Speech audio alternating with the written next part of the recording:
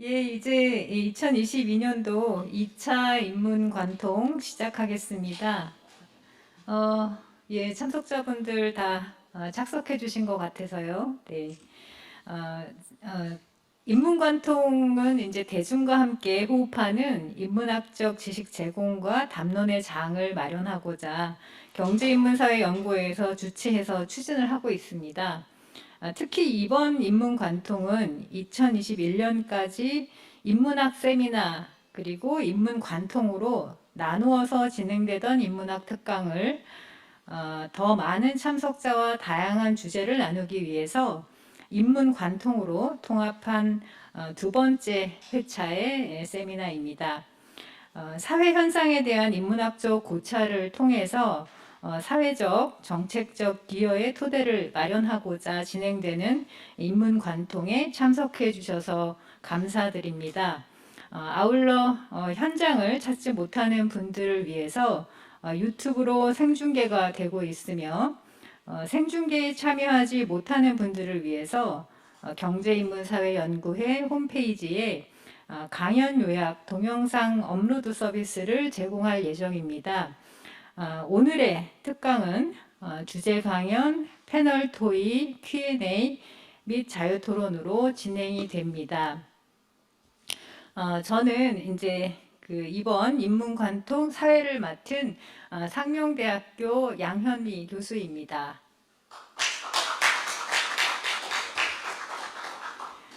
저는 지금 이제 경제인문사회연구회에 인문정책특별위원회 위원을 맡고 있기도 하는데요. 그럼 지금부터 인문관통 강연을 시작하도록 하겠습니다. 이번 주제는 문화 다양성을 새롭게 이해하는 몇 가지 쟁점들이라는 주제이고요. 이동현 한국예술종합학교 한국예술학과 교수님께서 강의를 진행해 주시겠습니다. 이동현 선생님은 또 유네스코 한국위원회 문화 커뮤니케이션 분과 위원도 역임하고 계시기 때문에 이번 주제에 대해서 또 심도 깊은 해안을 나누어 주실 거라고 생각을 합니다. 그러면 이동현 교수님, 예, 부탁드리겠습니다.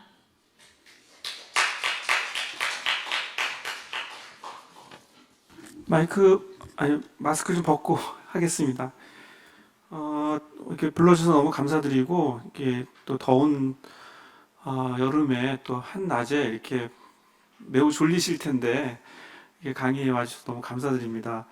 문화다양성 하면 어떤 점에서 다 아는 얘기 같아 보이지만 또 잘 모르기도 하고, 그래서 오늘 제가 드리는 얘기를 통해서 오신 분들이 좀 문화다양성에서 좀 폭넓은 이해가 되셨으면 하는 기대를 좀 갖고 있고요. 여기 이제 제목에 나와 있는 대로 이제 문화 다양성을 좀 새롭게 이해하자. 이 새롭게 이해하기 위해서 어떤 쟁점이 필요한가 이런 것들을 오늘 주되게 얘기할 건데 보통 이제 문화 다양성 하면은 뭐 여러분들 다 아시다시피 다문화주의로 이렇게 동일시하는 경우가 좀 많은 것 같아요. 최근에 이제 결혼 이주 여성이나 이주 노동자들이 한국 사회에 매우 많이 늘어나면서 이 문제가 이제 사회적인 어떤 갈등을 야기하거나 아니면 또 결혼 이주 여성들이 낳은 자녀들이 이제 또 한국 사회에 한국인으로서 적응하는 과정에서 우리가 해야 될 정책 과제들이 많다 보니까 거의 이제 문화다양성을 다루는 부처가 한 8개쯤 된다고 하더라고요. 그럼에도 불구하고 대부분 다 이 문화다양성 하면 그냥 그 다문화로 이렇게 동일시되는 경우인데 사실은 그렇지 않고 또 이 문화다양성을 이 나오게 되는 첫 번째 계기라고 할 수 있는 유네스코의 그 처음에 이 계기도 다문화로 시작한 게 아니라 말 그대로 정말 전 지구적 문화의 다양성을 위해서 우리가 어떤 노력을 할 것인가 이런 걸로 이제 시작이 된 거예요. 그래서 그런 것들을 이해하기 위한 자리라고 좀 봐주셨으면 좋겠고 또 오늘 드리는 내용들이 이제 어떤 점에서는 좀 굉장히 문화이론적인 얘기도 있고 또 정책적인 얘기도 있고 또 사회학적인 얘기도 좀 있습니다. 그래서 전체적으로 한번 들어보시고 궁금한 점 있으시면 뭐 기탄 없이 질문해 주시면 또 답변 드리도록 이렇게 하겠습니다. 예, 그 제목은 이렇게 되고요. 먼저 문화 다양성을 이제 이해하기 위해서는 이 유네스코 문화다양성 협약 2005년에 만들어졌고요. 한국에서는 아마 한 10년 정도 지나고 나서 국회 비준이 된 걸로 알고 있는데, 이 문화다양성 협약의 중요한 이 정의들, 개념들 이런 걸 먼저 좀 여러분들하고 좀 얘기를 나누고 싶은데, 우리가 문화다양성 협약이라고 보통 줄여서 얘기하지만 그 문화적 다양성의 표현의 보호와 증진을 위한 협약이에요. 정확하게 얘기하자면.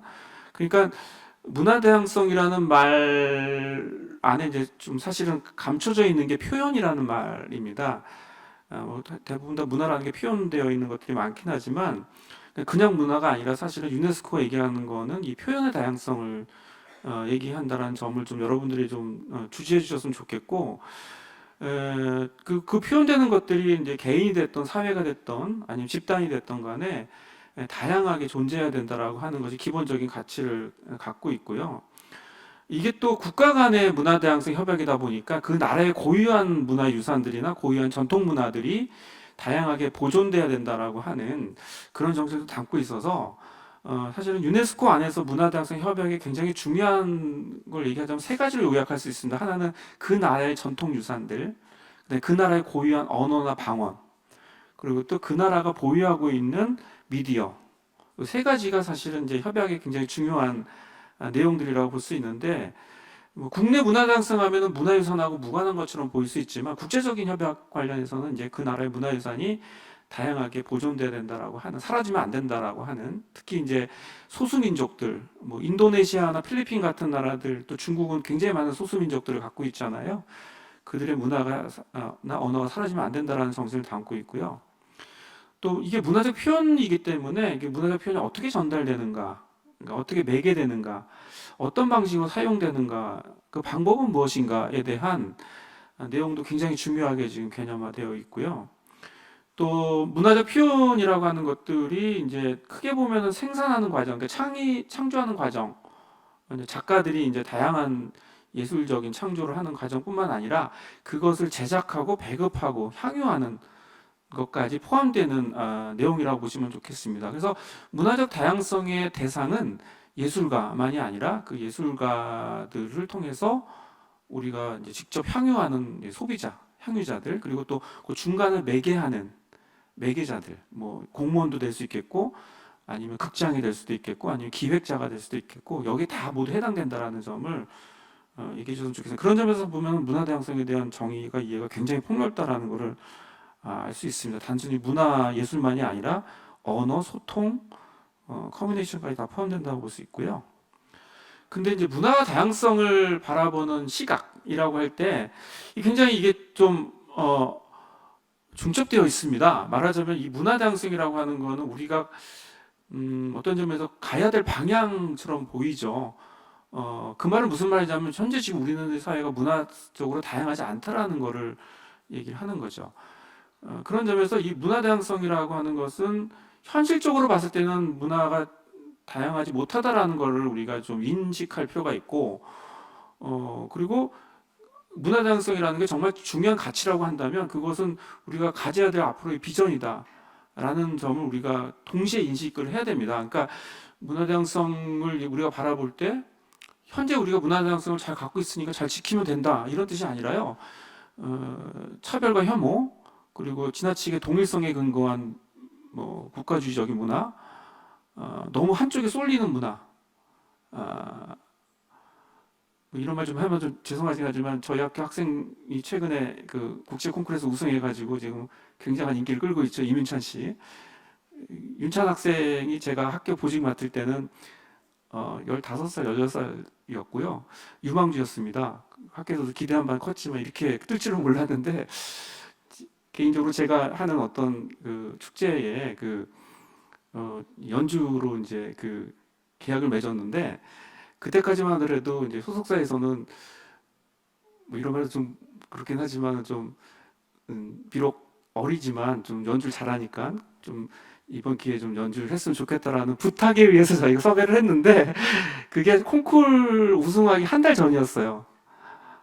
그래가지고 그때 만약에 그게 아니었으면 아마 연주를 못했을 건데 지금 예, 지금 뭐 뭐 연주로도 엄청 떴다고 하고요. 지금 뭐 너무너무 많은 방송 섭외와 뭐 연주 요청이 많아가지고 지금 이제 18살에 불과하거든요. 그 학생을 보호하기 위해서 이제 회속사에서는 대부분 다 이제 거절하거나 이제 좀 장기적으로 바라보고 이제 하는데, 제가 왜 이런 말 드리냐면 이민찬이라는 피아니스트를 아는 사람은 얼마 없었어요. 근데 반 크라이번에서 우승하고 나서 지금 오히려 이민찬밖에 떠오르지가 않습니다. 사실은 그 전에 우승했었던 손호혜건 씨나 아니면 쇼팽에서 우승했었던 조성진 씨나 또 작년에 부조니 콩쿠르에서 우승했던 저희 학교 4학년 학생 박재홍 학생도 엄청나게 뛰어난 아티스트인데 아무 얘기는 안 해요. 예. 그리고 윤찬 군이 우승하고 나서 일주일 후에 저희 학교 학생 첼리스트 학생이 또 퀸 엘리자베스에서 우승을 했어요. 근데 아무런 보도가 안 나왔어요. 저희 학교가 좀 이런 말해서 죄송하지만 국제 콩쿠르에 한 1,200명 정도가 수상을 했는데 그 중에 단 한 번도 거의 그 학교에 그 우승했던 플랜카드 단 적이 없었거든요. 근데 이번에 학교 본부 극장 건물에 엄청나게 큰 플랜카드가 걸렸더라고요. 그러니까 오로지 1등만 기억하는 예, 이런 게 과연 다양한 문화일까, 예, 그런 생각을 좀 해봅니다. 그게 어떤 점에서 우리는 이 문화다양성이라는 거는 가야 될 앞으로의 비전, 우리가 추구해야 될 목표이지 지금 당장 실현되는 것은 아니다라는 점. 그런 점에서 이 현실로서의 문화다양성이라고 하는 건 오히려 거꾸로, 예, 이렇게 얼마나 우리 사회가 혐오를 조장하고 있는가, 얼마나 우리 사회가 많은 차별을 하고 있는가, 얼마나 많은 그 다양성을 인정하지 못하는가라고 하는 것들을 알려주는 매우 역설적인 개념이라고 볼 수 있겠고, 가치로서의 문화다양성은 이제 앞으로 우리가 추구해야 될 가치라는 거죠. 그런 점에서 우리가 앞으로 이 문제를 굉장히 중요하게 생각하고 한국 사회의 성숙한 민주주의를 이렇게 판단할 수 있는 중요한 가치 중에 하나로서 우리가 봐야 되고, 또 우리 사회의 그 포용력을 얼마나 갖고 있는가, 이런 것들을 재는 어떤 중요한 기준이라는 점에서 이제 굉장히 중요한 가치라는 것이고, 그 가치가 정말 중요하다면 앞으로 우리의 중요한 정책 과제로, 정책 비전으로 삼아야 되지 않나라는 점에서 이 문화다양성의 개념은 현실과 미래, 그리고 이제 현실에서 나타나는 문제점과 그 문제점을 극복하고자 하는 정책 과제와 비전에 있어서 굉장히 모순적인 개념이다라고 볼 수 있겠습니다. 그래서 제가 드리는 말씀이 이제 문화다양성에 대한 패러독스, 역설인데요. 문화다양성은 그것의 외부를 보는 것이다라는 좀 약간의 조금 수사학적인 말을 좀 제가 하게 되는데요. 이 말은 무슨 말이냐면 아까 말씀드렸던 대로 문화다양성을 우리가 얘기할 때는 오히려 문화다양성을 얘기하기보다는 혐오와 차별의 현실을 우리가 봐야 된다는 점입니다. 문화다양성의 외부의 시선이 바로 그런 것이죠. 문화다양성을 인정을 못한다거나 문화다양성을 별로 중요시 여기지 않는 그 우리 사회가 얼마나 혐오를 조장하는 사회인가, 성적으로 차별되어 있는 사회인가, 이주민 노동자에 대한 차별적 시선이 얼마나 내재화되어 있는가라는 걸 보여준다는 점에서 이 문화다양성에 대한 개념은 그것의 외부를 보게 만들어주는 개념이다라고 볼 수 있겠습니다.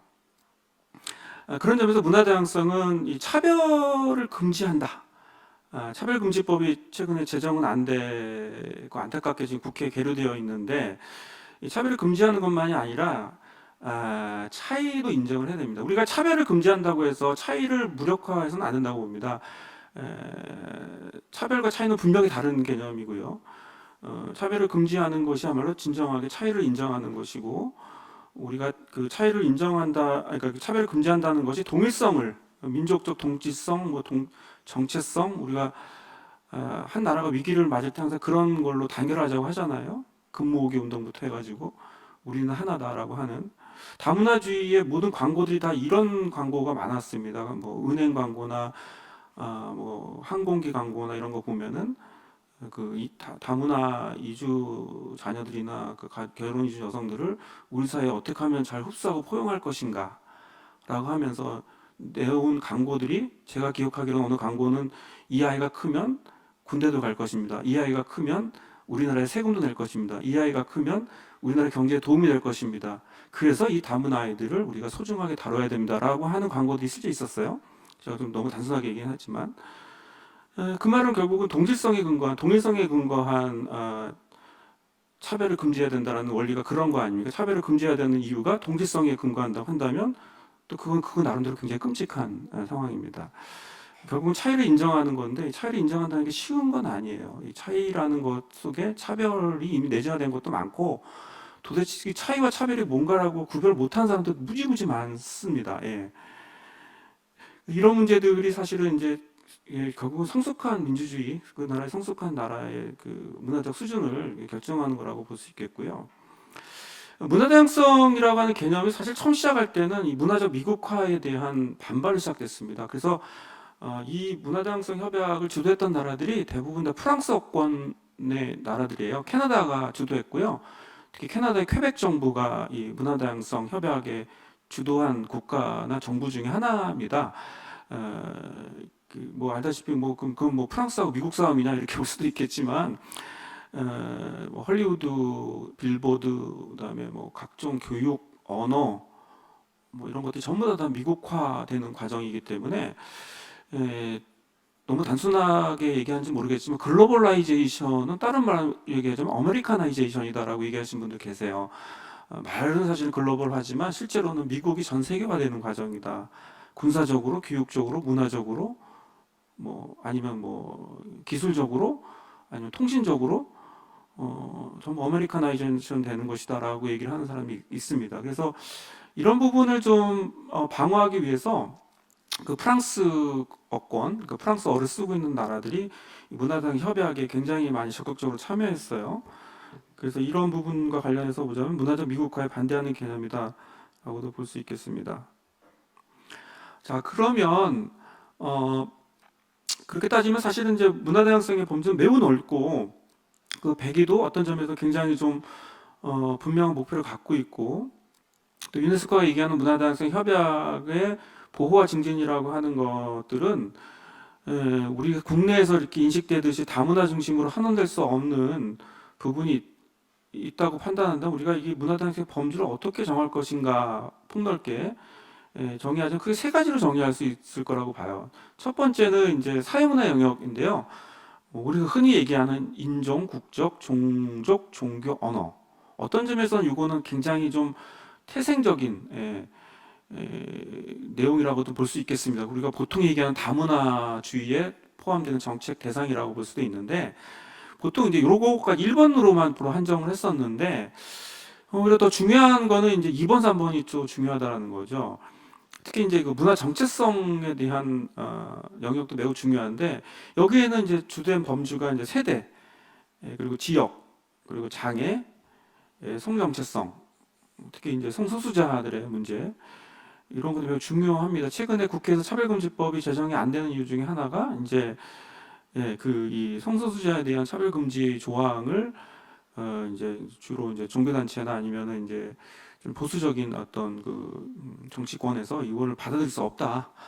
굉장히 많은 민원이 오기 때문에 이제 결국은 제가 아는 그 우리 동료들이 국회 앞에서 40일 넘게 단식을 했는데도 불구하고 뭐 민주당도 그렇고 국민의힘도 그렇고 전혀 관심을 기울이지 않는 그런 상황이 있는 거죠. 예. 제일 먼저 다뤄야 될 범위에도 불구하고 뭐 머릿속으로는 이해하나 실천하기는 좀 곤란하다라고 하는 지속적인 답변을 지난 10년간 들어봐야 줄 수밖에 없는 그런 상황이라는 점에서 이 문화 정체성의 관점에서의 문화 다양성 범주는 매우 중요한 개념이라고 볼 수 있겠습니다. 또 한편으로는 이제 문화예술 영역에서의 다양성, 그 예술의 종다양성 얘기할 수 있겠는데요. 보통 우리가 얘기하는 뭐 K-팝이니 K-시네마니아라는 이런 상업적인 주류 문화하고는 다르게 어쨌든 비주류이면서도 이제 독특한 영역을 구축하는 혹은 또 융합적이고 새롭게 출현하는 문화들 이런 부분들도 사실은 굉장히 중요한 영역이라는 점에서 이제 커뮤니티 예술 특히 이제 미술계 쪽에서 많이 얘기하고 있는 이 커뮤니티 예술이나 또 다국적 예술, 독립 예술, 다원 예술 이런 것들이 영역에 들 수 있다고 봅니다. 제가 한 3년 전에 그 코로나 전에 스웨덴을 이제 학교 대학하고 협약 때문에 예테보리 대학하고 저희 학교 한예종하고 이제 업무 협약 때문에 제가 그때 기획 초청을 맡고 있어서 이제 그것 때문에 소외단을 갔는데 그때 예태보리 축제라고 하는 게 있어요. 그 축제 예술 감독님하고 이제 이렇게 얘기를 나눌 기회가 있었습니다. 저희 이제 전통예술원의 그 연주자들이 이제 거기 축제에 참여하는 걸 가지고 논의를 했었는데 그분이 그 예술 감독님이 나중에 이제 좀 이렇게 얘기하다 보니까 자기 얘기를 하시더라고. 내가 어떤 사람이다라고 얘기를 하는데 보니까 이분이 시리아 난민 출신이세요. 그리고 국회의원 이선 국회의원이었고 성소수자셨어요. 어, 그러니까 말하자면은 소수자 중에 소수자이죠. 난민 출신이면서 예. 그리고 시리아 난민 출신이면서 성소수자인 뭐 국회의원 이선은 뭐 소수자는 아니지만 어쨌든 그런 분인데 뭐 이렇게 올 때 보니까 저기 자전거 타고 오시더라고요. 그리고 4층에 회의실이었는데 저희 보고 이제 차를 마실 거냐고 그래서 뭐 주면 받겠다 했더니 내가 너희들이 한국에 와가지고 멀리서 와서 내가 서비스 해주는데 내가 차까진 타줄 텐데 그 싱크대에 버리는 건 니네들이 해야 된다. 여기 도와줄 사람 아무도 없다 이렇게 얘기하시면서 우리 축제는 이렇게 구성됩니다라고 하는 게 뭐냐면 무조건 성비가 50, 50으로 맞춰야 된대요. 제가 그래서 우리 무용과 학생들 대부분 다 여성인데요 그랬더니 어쨌든 남성까지 합쳐갖고 갖고 오래요. 예. 그러니까 자기네들은 거의 물리적으로 이 성비를 50대 50으로 맞추는 거를 원칙으로 한대요. 그리고 축제에 아마추어들은 주로 낮에 쓰고 전문 예술인들은 밤에 쓰는 게 아니라 순서 없대요. 그냥 예. 아무리 아마추어라도 시간대더라 중요하면 맨 밤에 쓰기도 하고 그런다. 그래서 순서 없는 그 예술적 역량에 관계없이 누구나 평등하게 쓸 수 있다고 하고 자원봉사자들이 한 40명쯤 되는데 유료 그러니까 이제 돈을 받는 인턴들이 40명인데 전부 다 이주민 출신으로 하게 돼 있다고 하더라고요. 우리나라 축제가 그런 거를 지키는 건 저는 들어본 적은 없거든요. 제가 말씀드리는 아까 얘기했었던 쿼터제라고 하는 비율, 남녀 비율, 그다음에 이주민을 고려하고 청소년을 고려하고 장애인을 우선시하는 이 축제 하나가 추구하는 가치가 바로 여기에 나오는 세 가지 범주를 그대로 다 수렴하고 있다는 점이죠. 자그마한 축제 하나가 그런 점에서는 앞으로 우리가 경제적으로는 선진국가지만 문화적으로 또 사회적으로 우리가 선진국가가 되기 위해서는 이 문화다양성의 원칙이 얼마나 우리 사회에 깊게 잘 뿌리내려져야 되는가라고 하는 것들을 단적으로 보여준 사례였고요. 요거는 제가 이제 구체적으로 영역별로 제가 나온 거에서 좀 참고하시기 바랍니다. 이제 여기까지가 이제 문화다양성에 대한 유네스코 관점에서 정의고요. 이제 두 번째 말씀드리고 싶은 것은 이제 국내 한국이 그러면은 유네스코 문화다양성 정부 간 회의에서 어떤 역할을 그동안 해왔는가라는 얘기를 좀 드리겠는데, 요거는 좀 옛날 얘기입니다. 이거 최근 얘기는 아니고 제가 이제 유네스코 한국위원회 위원으로 있으면서 한 3, 4년 전에 이제 있었던 내용이어서 최신 버전은 아니라는 걸 좀 먼저 말씀드리겠는데, 이 내용은 이번의 내용은 이제 한국 정부가 어떤 역할을 했는가에 대한 내용이에요. 한 세네 가지로 이렇게 요약이 되어 있는 보고서를 제가 좀 압축했는데요. 문화정책 분야는 이런 일들을 주로 이제 문화부가 유네스코 문화다양성 협약을 위해서 일을 했던 사업이라고 보시면 되겠습니다. 그러니까 문화정책의 영역의 한계에만 그치지 않고 다양한 영역을 수렴하고 있다는 걸 좀 알 수 있죠. 예를 들면 도시의 문화산업 및 표현의 다양성을 지원한다거나 또 제도적 기반을 마련한다거나 시민사회를 문화다양성을 위해서 증진한다거나 또 문화 간의 문제 이주와 통합을 위한 지원 정책이나 또 장애인을 위한 문화 접근성을 강화한다거나 또 미디어 다양성을 향상한다거나 성평등 인식 제고 이런 것들, 노인들의 문화적 표현 기회를 확대한다거나 이런 것들이 그 한국 정부가 이제 관심을 기울이는 문화정책 분야의 문화다양성 분야라고 보시면 되겠고요.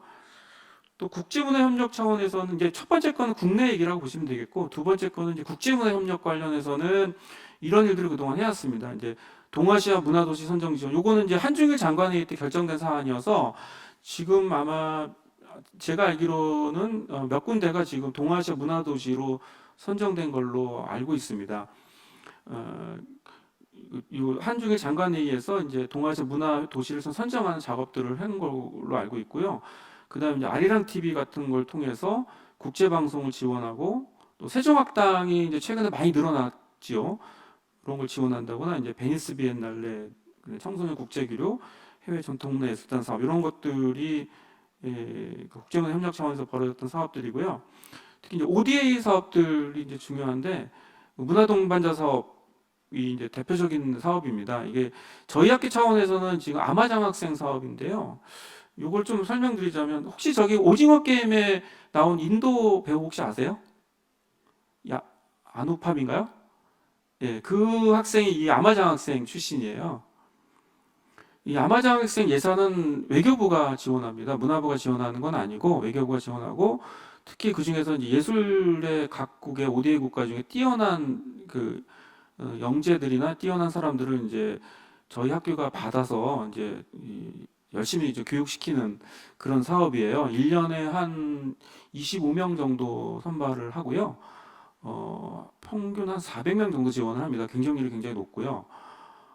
초창기 때는 주로 그러니까 아시아 쪽에 이게 아시아 메이저 아티스트란 뜻이거든요. 그래서 아시아 쪽의 ODA 국가로 시작했다가 제가 이제 조금 그 기획처장을 하면서 그 아시아권을 넘어서 이제 전 지구적으로 확대하는 ODA 관역으로 확대하는 사업으로 좀 그래서 아마 플러스가 되는 게 이제 그런 이유고요.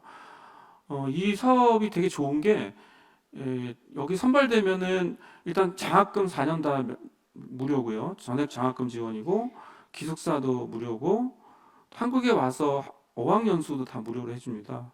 그리고 1년에 한 번 정도 항공권을 지원해주고 그리고 월 80만 원의 생활지원비가 지급이 됩니다. 그러니까 굉장히 파격적인 혜택이죠. 그래서 이게 그 아시아 쪽의 그 예술가들한테 좀 잘 알려져 가지고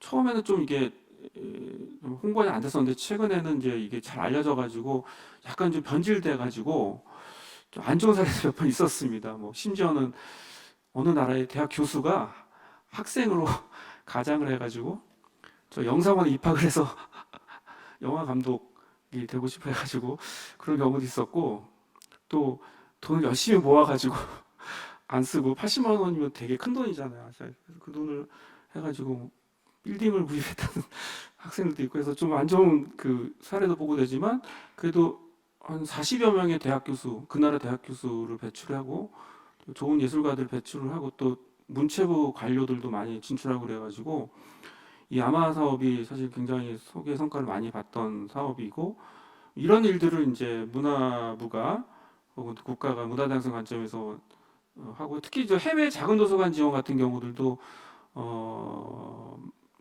동아시아 쪽으로 많이 한 걸로 알고 있고요. 또 이 코이카를 기점으로 해서 OD에서 지원 사업을 합니다. 특히 이제 제가 아는 거로는 그 쿠바가 음악으로 되게 뛰어난데 쿠바 음악위원회에 코이카가 연 15억을 3년간 연 5억에 3년간 15억을 지원해가지고 쿠바 음악 산업을 이제 키우는 역할을 한 걸로 알고 있습니다. 그래서 제가 그때 쿠바에 가서 또 그 발표도 하고 그랬었는데 알게 모르게 그 이런 식의 사업들이 그 이제 문화다양성 관점에서 ODA 지원 사업으로 많이 좀 지원이 되고 있고요.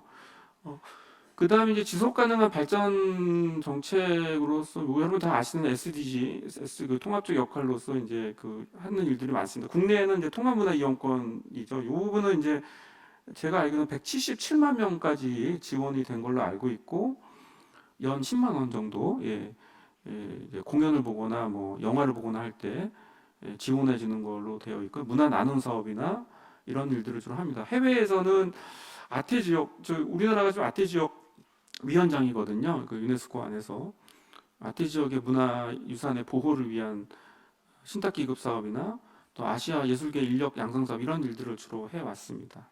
굉장히 많은 일들을 했죠. 그 다음에 제가 세 번째 드리고 싶은 거는 이제 지금 윤석열 정부는 아니지만 이제 문재인 정부 때 이 문화 다양성을 굉장히 많이 강조했어요. 그래서 이 문화비전 2030 저희 양현미 선생님, 뭐 이한구 위원님, 저도 지금 거기 위원이었는데요. 이 문화비전 2030 사람 있는 문화의 이제 그 문화 다양성을 굉장히 강조했었던 정책입니다. 이걸 좀 소개해드릴까 하는데 특히 이제 그 이 세 가지의 그 가치 자율성, 창의성, 다양성이라는 가치 하에서 이 공동체의 다양성 실현이라고 하는 그 정책 과제가 굉장히 중요한 과제가 됐었습니다. 그 관련해서 이제 그 문화다양성 보호와 확산이라고 하는 의제 네 번째 과제가 이제 이 문화다양성 정책과 관련된 사업인데요. 여기 6가지 주요 대표 사업들이 있었어요. 첫 번째가 이제 그 정책의 위상을 강화하고 법제 정비하는 게 하나 있었고요. 두 번째는 이제 그 오늘 또 주된 내용이긴 할 텐데 아마 패널들께서 말씀하실 텐데 이 혐오를 금지하고 또 다양성을 침해하는 것들이 얼마나 중요한가, 침해하는 것들이 얼마나 나쁜가라고 하는 것들을 인식하는 그런 재고 사업들, 그리고 문화 정체성의 다양한 표현을 보장하는 것들, 그리고 언어 문화의 다양성을 실현하는 것들. 그래서 요때 그 여러분 아시는 그 청각 장애인들을 위한 커뮤니케이션을 보통 수화라고 얘기하잖아요. 요즘 수화라고 얘기 안 하고 수어로 얘기를 합니다. 이것도 언어로 보고 있거든요. 그래서 이런 언어 문화의 다양성 같은 것들도 굉장히 중요한 과제였고요. 또 전통문화유산의 보호와 현대화도 중요한 과제였고, 또 관광청에서 이제 다양성 관광, 이게 사실 한국의 관광하면 다 서울로만 집중되어 있는데 이런 다양성 관광이라고 하는 것들도 좀 중요한 의제였습니다. 요거 별로 이제 구체적으로는 이제 제가 설명을 좀 자세히는 시간이 없어서 못 드리겠는데, 이 문화다양성 관련된 그 법제 정비와 관련해서 이제 이 사실은 아까 말씀드렸던 대로 그 문화다양성을 다루는 법제가 그 부서가 한 8개쯤 되는데 이 8개 중에서 여가부가 이걸 주도할 거냐 아니면 뭐 통일부가 주도할 거냐. 통일부가 주도한다는 얘기는 결국은 이제 탈북민들을 중심으로 보겠다는 거고, 여가부가 한다는 얘기는 이주 여성을 중심하겠다는 것이고, 또 법무부가 보겠다는 거는 이제 또 정확하게 단속을 강화하겠다는 차원이고, 그래서 그런 것보다는 문체부가 이거를 좀 주도해야 되지 않나. 이제 문화적 관점에서 또 시민들의 참여도 강화해야 된다라는 점, 이런 것들이 주된 내용이었고, 그다음에 이제 최근에 있었던 그 헤이트 스피치라고 하는 그 혐오 표현, 혐오 발언과 관련해서 지금 굉장히 사회적인 문제가 오랫동안 되고 있죠. 이 부분에 대한 금지를 어떻게 할 것이냐, 이런 걸 왜 어떻게 교육시킬 것이고, 또 언어적인 차원에서 이제 미디어는 어떤 역할을 할 것인가, 또 특히 SNS에서 무차별적으로 이렇게 유포되는 혐오 표현들, 뭐 이건 비단 남성에만 해당되는 건 아니고 여성들도 해당되고 모든 사람에게 다 해당되는 혐오 표현들이 많죠. 예. 뭐 장애인을 향한, 뭐 이주민을 향한, 여성을 향한, 남성을 향한, 성소수자를 향한, 뭐 잘 사는 사람도 잘 사는 사람대로, 못 사는 사람도 못 사는 사람대로, 또 어느 지방에 사는 사람은 지방에 사는 대로, 또 뭐 지방대학교는 또 지방대학교대로, 또 서울도 또 강북 사느냐 강남 사느냐, 예, 또 아파트는 30종 이상이냐 이하냐, 그리고 굉장히 많은 혐오 표현들이 일상화되고 있는데요. 이런 부분들을 어떻게 좀 해결할 것인가, 이런 문제들이 또 중요하고요. 정체성과 관련해서는 이제 이 문화 정체성이라고 하는 것들이 매우 중요한데, 사실 오늘 이 얘기를 참 하려면 좀 시간이 많이 드는데요. 이 문화 정체성이라고 하는 것들을 우리가 오해하지 말아야 될 거는 이게 확립된 정체성을 얘기하는 게 아닙니다. 그러니까 한민족 정체성, 뭐 한국은 유전자적으로 문화가 달라. 케이팝이 잘하는 거는 뭐 우리가 문화가 유전자적으로 뭔가 흥이 있는 나라기 때문에라고 하는 본질주의적인 관점에서 정체성을 바라보는 게 아니고요. 이 문화 이론에서의 문화 정체성은 becoming입니다. being, 되어가는 것, 되기라고 하는 것입니다. be가 아니라 being입니다. 그러니까 현재 진행형이라는 것을 우리가 강조해야 되고요. 그래서 문화 정체성은 되어가는 존재, 되어가는 주체, 성소수자 되기, 여성 되기, 남성 되기, 청소년 되기라고 하는 그런 관점이 매우 중요하다는 점을 다시 한번 또 강조하고 싶고요.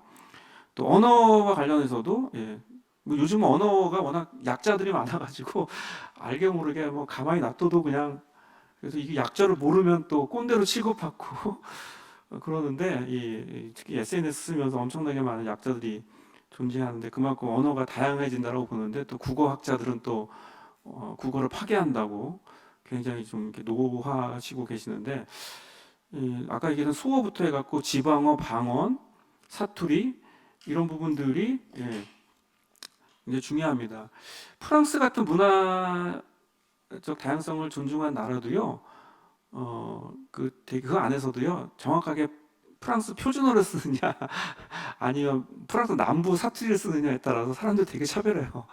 영국도 마찬가지. 영국도 앵글로색슨 중에 정통 잉글리시 발음을 하느냐 아니면 딱 보면 제가 북부애야 막 이런 식으로 이렇게 마르세유애야 파리아야 아니야 그러면 또 마르세유 사람들은 파리 애들 잘난 척한다고 그러고 거기 위에 있는 또 썬덜랜드나 이런 뭐 뉴캐슬 사람들은 또 런던 애들 재수 없다 그러고 뭐 이러면서 이제 언어적 다양성의 존재를 사실 굉장히 좀 차별하는 경우가 되게 많아요. 다양성 자체가 하나의 차별의 근거가 돼버리는 이런 문제가 해결되는 부분이 있고요. 그다음에 전통문화유산과 관련해서 보호와 유산은 뭐 굳이 말할 필요 없이 중요한 부분인데 이 부분을 단순하게 보전 개념이 아니라 창작, 현대화, 동시대화하는 게 매우 중요합니다. 그래서 이날치 같은 팀들 매우 중요하죠. 그러니까 옛날 같으면 이날치 하면은 국악인들 어르신들은 저게 무슨 국악이야 그러면서 저런 싸가지 없는 놈들 국악을 망치는 놈들 이렇게 얘기를 하지만 뭐 전통문화유산은 사실은 보호하는 것뿐만 아니라 이제 동시대화하는 것도 매우 중요합니다.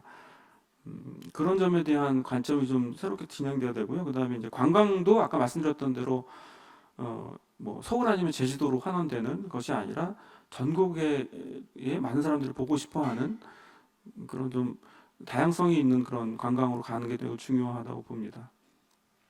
자, 이제 네 번째 드리는 말씀이고요. 사실 오늘 제가 드리는 말씀 중에서 가장 중요하게 얘기하고 싶은 내용입니다. 문화 다양성과 관련해서 논쟁이 되고 있는 게 이 디지털 미디어 플랫폼인데요. 여러분도 아시다시피 여러분 많이 쓰시는 SNS, 인스타그램이나 페이스북이나 유튜브나 뭐 넷플릭스라고 하는 이 미디어 플랫폼이 과연 우리 사회 문화의 다양성을 가져오는 것인가 아니면 이 다양성을 획일화하는 다양성을 해치는 그런 아주 위험한 존재인가라고 하는 얘기를 오늘 좀 논쟁적으로 좀 드리고 싶어요. 그렇게 하기 위해서는 현재 지금 상황을 좀 봐야 되는데 팬데믹 때문에 이 디지털 미디어 플랫폼이 굉장히 중요해졌습니다. 아무래도 온라인화되기 때문에 여러분도 뭐 전혀 몰랐던 줌이라고 하는 회사가 거의 망할 뻔하다가 팬데믹 때문에 뭐 엄청나게 지금 주식 가치가 올라갈 정도로 또 이 팬데믹 기간에 유일하게 이제 장사를 잘한 데는 이 인터넷 기업들이거든요. 주식 가치도 엄청나게 커졌고 매출액도 올라갔고 네이버나 다음이 이제 대표적인 기업이라고 볼 수 있겠죠. 뭐 게임 회사들도 많이 매출이 올라갔어요. 카카오 예를 들어 봅시다. 2020년 1분기 매출이 8,599억 원으로 전년도보다 21.7%가 늘어났어요. 영업이익은 165.7%가 증가했죠. 한국의 대표적인 게임 회사인 NC소프트 1, 4분기 영업 실적이 7,300억, 영업이익이 2,400억, 그래서 작년 대비 104%, 204%가 증가했습니다. 팬데믹 때 엄청나게 이익을 봤던 그룹 기업들이죠.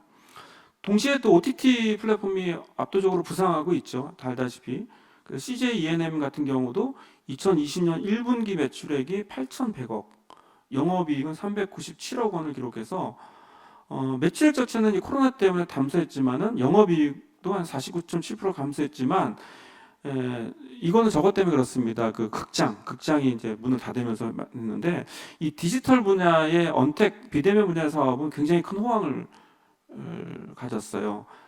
대표적으로 영화 부가 판권, 여러분들 극장에 실리는 거 말고 부가 판권이 110%가 증가했고 티빙 유료 가입자 수가 79%, 음반 음원 매출 47% 증가할 정도로 이 디지털 분야에 엄청나게 큰 매출이 올리는 걸 확인할 수 있습니다. 우리가 미디어 플랫폼 많이 들어봤을 겁니다. 플랫폼이라는 얘기 많이 들어봤고, 근데 우리가 보통 미디어 플랫폼 하면 떠오르는 거는 그냥 뭐 인스타그램이나 이런 SNS 그 커뮤니케이션 채널로만 생각하는데 사실은 미디어 플랫폼이라고 하는 것은 굉장히 다양하게 우리 사회에 존재합니다. 외형적으로만 놓고 봐도 하드웨어적인 것, 현실적인 것, 소프트웨어, 인터넷 서비스 이게 다 지금 플랫폼 사업이라고 보시면 돼요. CPU 사업들이라든지 모바일 뭐 어플리케이션 이런 콘솔 게임기, 전자책 전용 단말기 다 이게 다 미디어 플랫폼입니다. 하드웨어에 해당되죠. 소프트웨어는 윈도우, 안드로이드 주로 OS 체계를 얘기하고요. 인터넷 서비스는 네이버, 다음, 포털 서비스, 페이스북 이런 게 다 미디어 플랫폼에 해당된다고 볼 수 있습니다. 현실적으로 봤더니 백화점, 부동산 중개업소, 결혼정보회사 다 이것도 미디어 플랫폼이라고 보시면 됩니다.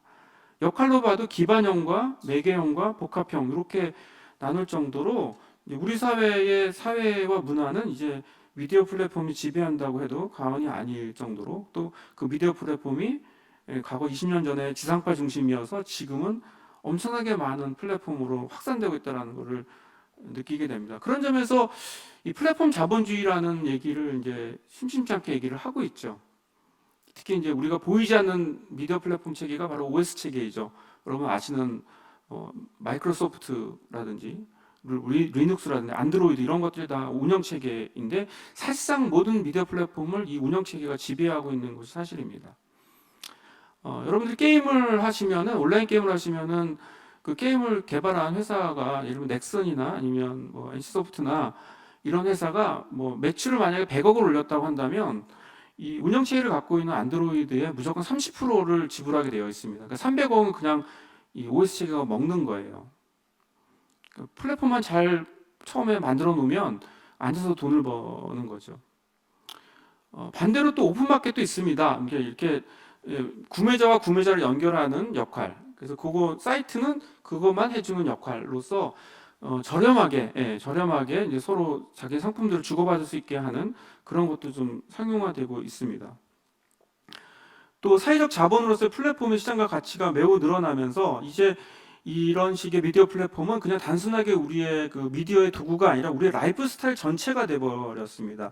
여러분 하루에 모바일에서 그 페이스북이나 인스타그램이나 카톡이나 또 뭐가 있나, 유튜브 얼마나 접속하십니까? 한번 생각해 보세요. 제가 한 10초간 여유 드리겠습니다. 여러분 핸드폰으로 유튜브, SNS, 뭐 각종 뉴스 포털 검색 얼마나 할까요? 뭐 저는 개인적으로 한 100번 이상은 하는 것 같아요. 이거는 무슨 말이냐면은 미디어 플랫폼이 이제 사회적 자본화됐고, 그 사회적 자본이 우리의 라이프 스타일을 결정하게 됐다는 것이죠. 그래서 사실은 핸드폰을 한 이틀 정도만, 하루 정도만 이렇게 떨어뜨려 놓으면 이제 사실은 불안증에 시달려 가지고 못 찾는 사람도 되게 많습니다. 그만큼 이제 우리 사회에 굉장히 중요한 요소로 왔다는 것이죠. 또 한편으로는 이제 그 공유 문화, 커먼스 컬처라고 하죠, 보통. 이런 걸 통해서 이제 뭐 플랫폼 클라우드 소싱이나 크라우드 펀딩 같은 것들이 늘어나면서 이 공유 문화가 확산되는 또 측면들도 있습니다. 그리고 또 뭐 여러분 다 아시는 IoT 같은 사물 인터넷을 통해서 인간이 매개되지 않고 정보와 데이터, 컴퓨터가 모든 것들을 결정해 버리는 그런 상황이 오게 됩니다. 그러니까 뭐라 그럴까요? 어떤 인간 없는 미디어 플랫폼이라 그럴까요? 주체 없는 미디어 과정이라고 하는 것들이 생겨나게 되는 것이죠. 데이터가 우리의 운명을 결정하는 순간이 오게 되는 것이죠. 결국 그 말은 미디어 플랫폼이 우리 사회적 자본이자, 경제적 자본만이 아니라 사회적 자본이자 라이프 스타일이자 그 삶 전체가 되어버렸다라고 좀 과도하게 얘기할 수 있을 것 같습니다. 이 과정에서 우리가 중요시 봐야 될 점은 뭐냐면 이 미디어 제국이라고 하는 개념입니다. 그러니까 사실은 여기 거의 대부분의 SNS는 지금 미국 회사가 지금 주도하고 있고, 그런 점에서는 이런 식의 미디어 플랫폼을 갖고 있는 미국이란 나라를 어떤 점에서 미디어 제국이라고 정의할 수도 있겠죠.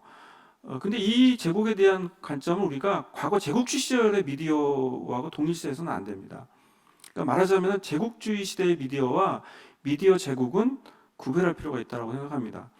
제국주의 미디어는 말 그대로 식민지 통제와 검열의 중요한 목표를 갖고 있었어요. 근데 미디어 제국주의라고 하는 것은 자본의 시장 가치를 최우선 가치로 합니다. 그러니까 미디어 자체가 제국화되어 있다라고 볼 수 있겠죠. 미국이라는 나라는 그냥 네이션 혹은 내셔널리티라는 개념으로 그냥 포장하고 있을 뿐이지, 실제로 미디어 제국주의는 국경 없는 혹은 국가를 전제하지 않는 미디어 자체가 하나의 제국을 형성하는 과정이라고 볼 수 있겠습니다. 그런 점에서 제국주의 미디어와 미디어 제국은 구별할 필요가 있다라는 말씀 좀 드리고 싶고요. 시간이 없어서 넘어가도록 하겠는데, 자, 그런 점에서 우리가 바라볼 점이 이런 겁니다. 그러니까 미디어 플랫폼을 만들고 지배하고 관리하고 통제하는 것들은 이제 주로 미국이라고 하는 이제 글로벌 기업들이 운영하고 있는데 그걸 쓰지 않을 수밖에 없어요. 지금 현재 상황으로 보면 K-팝이 세계화되기 위해서는 유튜브 사용 안 할 수가 없습니다. 또 홍보하려면 여러분 다 인스타그램 사용 안 할 수가 없어요. 물론 카톡이라는 것도 있지만은 카톡이 갖고는 우리 일상생활하고 다르게 글로벌화 되어 있는 SNS를 우리가 쓰지 않을 수밖에 없습니다. 우리 삶에 가까이까지 깊숙하게 장악하고 있는 이 미디어 플랫폼을 거부할 수 없는 상황이 돼버렸죠. 시장 가치가 엄청나게 높습니다. 아마존도 그렇고요. 아마존 같은 경우도 시가총액이 4,329억 달러예요. 그러니까 엄청나게 많은 이 시가총액을 갖고 있는데 이거는 월마트하고 크로코, 타기 이런 것보다 훨씬 높습니다. 그러니까 말하자면 오프라인의 유통 시장보다 훨씬 아마존이 높다라고 하는 걸 보여줍니다. 애플이 보유한 현금은요, 덴마크의 국내 총생산액에 거의 버금할 정도입니다. 페이스북은 세계 인구 75억 명 중에 12억 명이 매일 사용하고요. 구글은 하루에 35억 개의 질문 쏟아진다고 합니다. 이런 과정에서 유튜브 얘기를 들겠습니다. 유튜브가 문화다양성 실현의 플랫폼이냐, 아니면 문화다양성을 저해하는 플랫폼이냐, 상당히 논쟁의 여지가 있죠. 이 패션 잡지 W 코리아의 기사에 따르면 현재 유튜브에 개설된 채널 수는 2,400만 개라고 합니다. 여러분 뭐 예를 들면 뭐 누구누구 TV 뭐 그런 것도 있죠, 여러분. 예, 전 축구를 좋아하기 때문에 리버풀 FC TV 뭐 이런 것들이 2,400만 개가 채널이 있고요. 그 다음에 하루에 유튜브에 머무는 시간이 약 10억 시간 정도라고 합니다. 1분마다 400시간이 넘는 새로운 동영상이 업로드되고 한 달에 총 19억 명의 사람들이 유튜브를 시청합니다.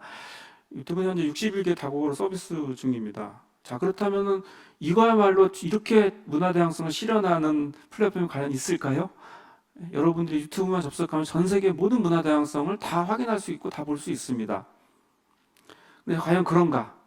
그리고 유튜브를 요즘은 검색도 유튜브로 한다고 그러더라고요. 어떤 점에서 문화다양성의 해방구 아닙니까? 유튜브는?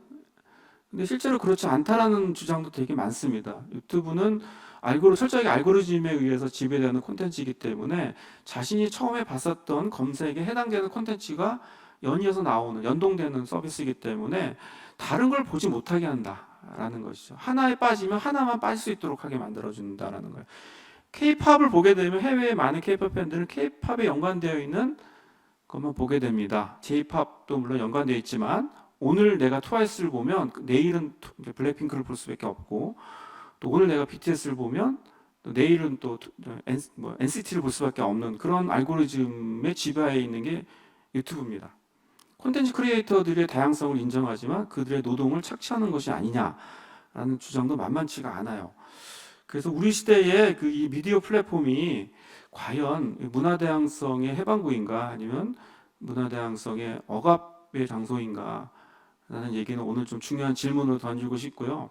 마지막으로 문화다양성이라고 하는 건 기본적으로 저는 차이와 공존이라고 하는 두 개념 속에서 존재한다고 보는데, 그걸 위해서 앞으로 어떤 정책적인 실천을 해야 되는가 할 때 좀 5가지, 6가지 정도를 좀 제안드리고 마치도록 하겠는데요.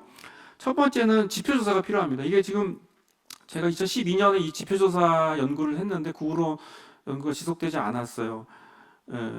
한국 사회 문화다양성이 과연 어느 정도 수준에 있는가를 객관적으로 확인하기 위해서는 지표 조사가 돼야 되고, 그 지수 개발이 이루어져서 매년마다 조사를 해서 그게 어느 만큼 향상되는지 어느 만큼 떨어졌는지를 확인해야 됩니다.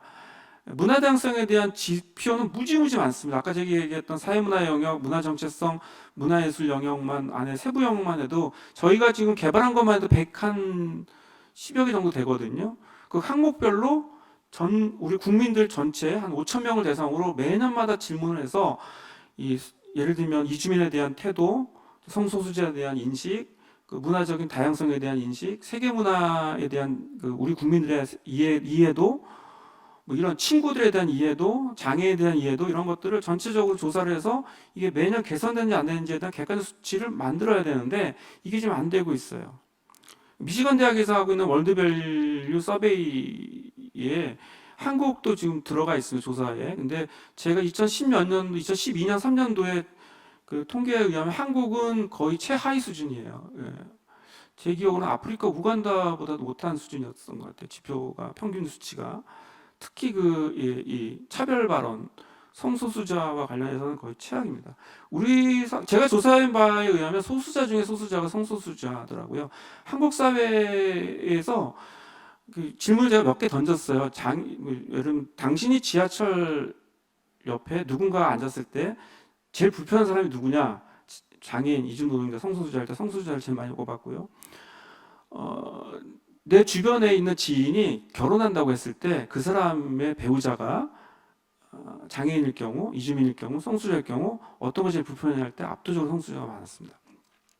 그만큼 이제 성소수자에 대한 우리 사회 인식이 현실적으로 굉장히 좀 심각하다고 볼 수 있는데요.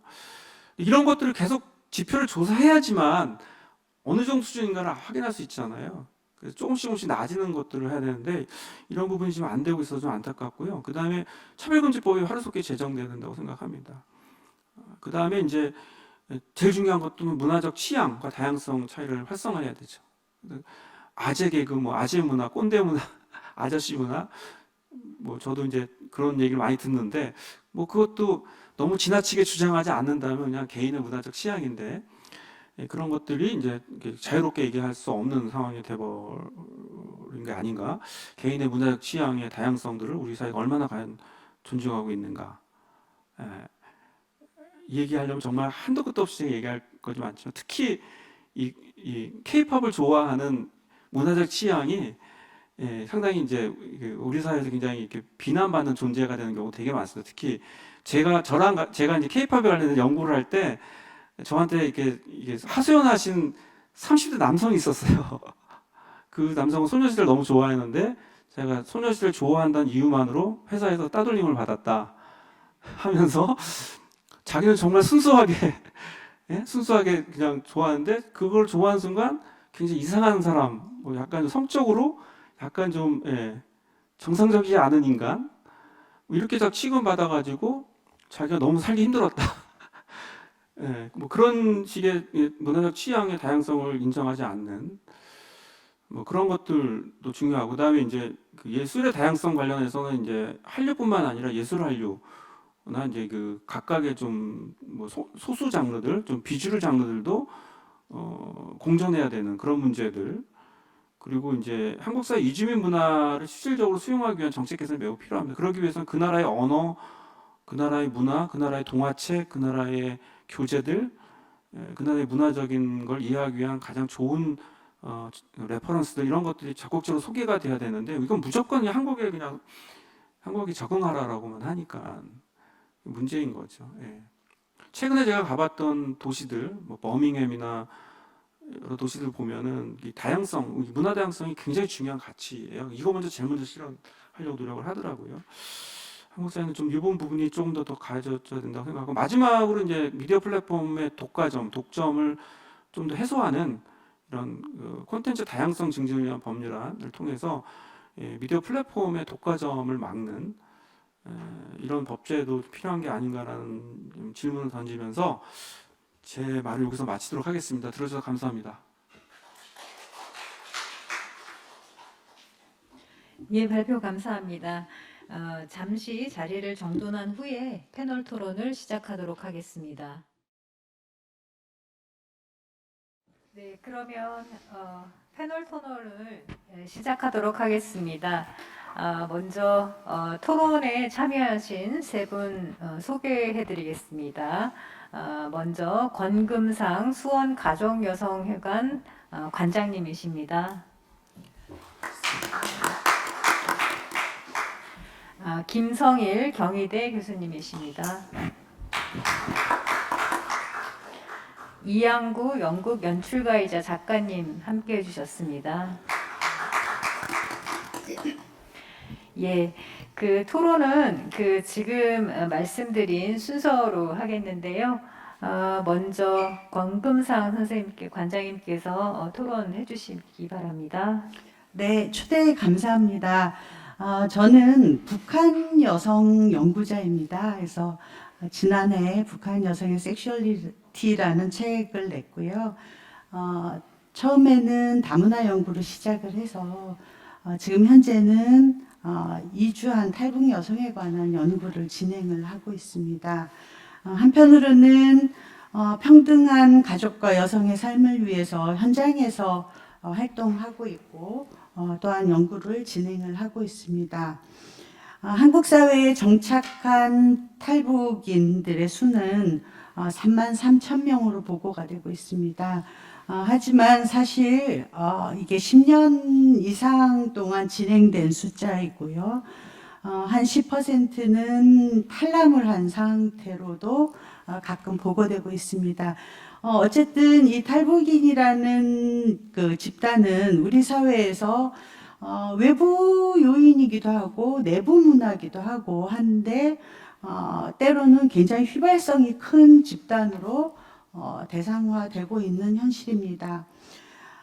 이동현 선생님의 이 문화다양성 연구를 함께 시작한 게 2012년으로 기억을 합니다. 그래서 저는 이제 그 지표 개발을 하실 때 공동연구자로 참여를 했었고요. 그 이후에 다문화라는 어떤 그런 대상을 가지고 그럼 방송이나 제작 현장에서 어떻게 해야 하는지에 대해서도 연구를 진행을 하셨고 저는 그 사업들을 이제 사업 설명회를 할 때 가서 제작하는 사람들을 만나서 설명을 하고 있는데요. 해마다 굉장히 많이 달라지는 것을 느낍니다. 그것은 전방위적으로 이러한 기획과 교육과 연구가 진행되었기 때문에 가능하다고 봅니다.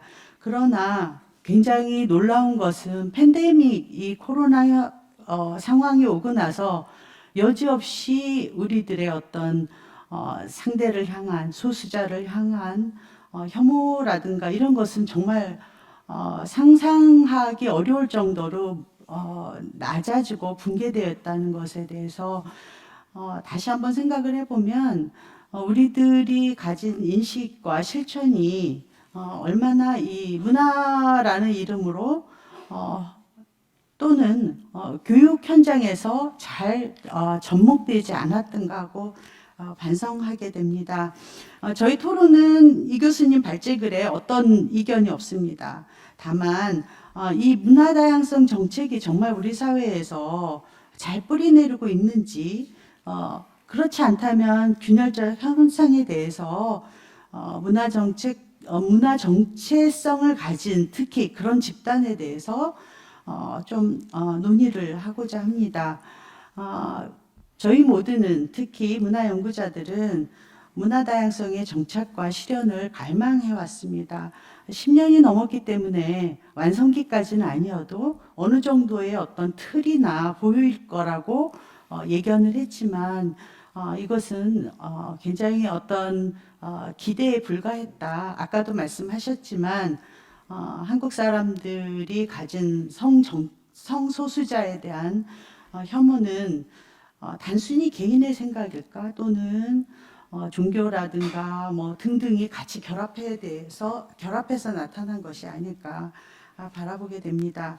코로나라는 것이 우리들이 한 번도 경험하지 않던 상황이 새로운 변수로 등장을 하면서 정부에서 내렸던 지침은 거리두기하고 불효불급한 것에 대해서는 움직이지 말고 만나지 말아라는 것이었습니다. 그것이 지속됨에 따라서 우리들의 인식도 굉장히 변화하게 됐습니다. 불효불급이라는 것을 사실 따지고 보면 생존이 아닌 것은 모든 것이 다 불효불급한 것입니다. 죽고 사는 문제가 가장 우선시 되는 것이죠. 그러다 보니 인간관계도 변하게 됐습니다. 인간관계도 안 만나도 되는 사람 정하게 됐고 꼭 만나야 될 사람들은 어떻게든지 줌으로 만나든가 비대면을 통해서 만나기도 했습니다. 제 주변에 이런 사례도 있습니다. 아이가 3살인데요. 이제 한국 나이로 3살이기 때문에 만 2살이 안 된 아이입니다. 근데 코로나가 발생을 했고 아이는 어린이집에서 입을 보면서 말을 배워야 되는데 전부 마스크를 가려놨기 때문에 애가 언어가 너무 늦어지는 거예요. 그 애뿐 아니라 그 반 전체 아이들이 다 말을 못 배워서 힘들어 한다고 합니다. 그런데 최근에 이제 코로나가 조금 완화된 즈음에 밖에 나갈 때 아이한테 마스크 벗고 나가자. 밤에 아무도 없으니까 괜찮아 하고 이야기를 해도 애가 안 벗더라는 거예요. 아이에게 이 마스크는 팬티하고 똑같더라는 거예요. 창피한 것. 그러니까 입을 내놓고 나가면 창피한 것. 그렇게 생각을 해서 엄마가 아무리 이야기를 해도 아이의 인식을 바꾸기가 너무 어려웠다 하는 이야기를 했습니다. 저희들이 코로나를 통해서 목도한 거는 해외 언론에서 보여지는 것은 이 아시아계 여성들이 이유 없이 폭력의 어떤 대상이 되는 모습들이었는데 굉장히 마음이 아팠습니다. 그렇지만 우리는 크게 다른가 하고 반성을 해 보아야 될 것입니다. 너무나 많은 집단들이 특히 선거 때 더욱더 그랬던 것 같습니다. 같이 살 수 있는 방법을 모색하기보다는 차이를 악용을 하는 것들이죠. 그래서 문화 다양성을 확산시키기보다는 그런 차이를 가지고 갈라치기를 한다든가 어떤 혐오의 대상으로 삼는 것들이었습니다. 우리가 최근에 경험한 것은 이제 퀴어 축제였죠. 퀴어 축제가 이제 3년 만에 열렸는데요. 뭐 큰 불상사는 없었지만 역시나 종교 단체가 와서 굉장히 반대를 했습니다. 근데 그 이유는 무엇일까? 정말 우리 사회의 이 끝없는 갈등, 그들에 대한 혐오를 이렇게 맘 놓고 할 수 있는 것은 무엇일까 보면 국제사회는 트랜스젠더의 인권을 개선시키라고 우리나라에 권고를 했습니다. 그래서 국가인권위원회는 이들의 실태조사 통계를 만들 것을 관계부처에 모두 다에게 권고를 했지만 회신 결과는 각자 다 다른 이유로 거부를 했습니다. 여가부는 표본이 적다, 샘플이 적기 때문에 유의미한 결과를 만들 수 없다고 했고요. 행안부는 그 주민등록 조사를 할 때, 인구 조사를 할 때 성 정체성을 자의적으로 쓰게 되면 신뢰성이 떨어진다 하는 입장이었고, 또 보건복지부의 경우는 자기네는 스스로가 조사를 해서 만드는 것이 아니라 다른 그 데이터를 이용을 하기 때문에 없으니 어렵다 하고 이야기를 했습니다. 하지만 통계청은 할 의사는 있다. 하지만 그것조차도 25년에 실시할 인구 조사에서 넣을지 말지는 24년에 결정할 것이다 하고 이야기를 하고 있습니다. 자, 그러는 동안 이들에 대한 혐오는 점점 더 깊어지고 있습니다. 그리고 우리나라에서는 이들을 분류를 어떻게 했느냐 하면 정신장애로, 그러니까 정신이 이상한 사람들로 분류를 해놓은 것입니다. 그래서 이 체계를 고치지 않으면 이들이 우리와 똑같은 사람으로 인정받기는 어려울 것이고요. 특히 이들에게 사회적 낙인은 굉장히 깊어질 수밖에 없을 것입니다. 하지만 WHO는 트랜스젠더는 더 이상 정신장애가 아니라는 공식 발표가 있었습니다. 그리고 이들의 인권이 보장을 받으려면 우리와 동등한 인격체라는 것이 인식되어야 하고 이를 뒷받침하는 정책이 만들어지기를 바랍니다. 제가 이동현 선생님께 다른 질문은 없고요. 우리 사회에서 이제 차별금지법을 제정을 해야 한다 말씀을 하셨는데 실제로 학교나 학교 현장에서 학생들에게 이런 혐오에 대한 어떤 인식들을 아이들 스스로가 깨닫고 남을 존중하는 것을 어떻게 가르치고 유도하거나 교육 속에 넣으시는지 굉장히 궁금합니다. 네, 이걸로 저희 토론 마치겠습니다. 예, 감사합니다. 지금 이제 토론자분께서 하신 말씀에 대한 답변은 나중에 다 끝난 다음에 이동현 선생님께서 해주시면 좋겠습니다. 그러면 다음은 김성일 경희대 교수님께서 토론을 해주실 텐데요. 지금 토론문을 저희 자료집에 같이 첨부를 해주셨거든요. 예, 참고하시면 될 것 같습니다. 예, 토론 부탁드립니다. 예, 안녕하세요. 소개받은 경희대 김성일 교수입니다. 저는 이제 사회학을 전공했습니다. 이제 사회학 안에서 이제 문화사회학을 전공을 했었는데요. 또 문화다양성과 관련해서는 뭐 지표 연구라든지 또는 이제 문화다양성 협약에 대한 해석이라든지 이제 그런 것들을 이제 진행해 와서 아마 이 자리에 이렇게 서게 되지 않았나 생각을 합니다.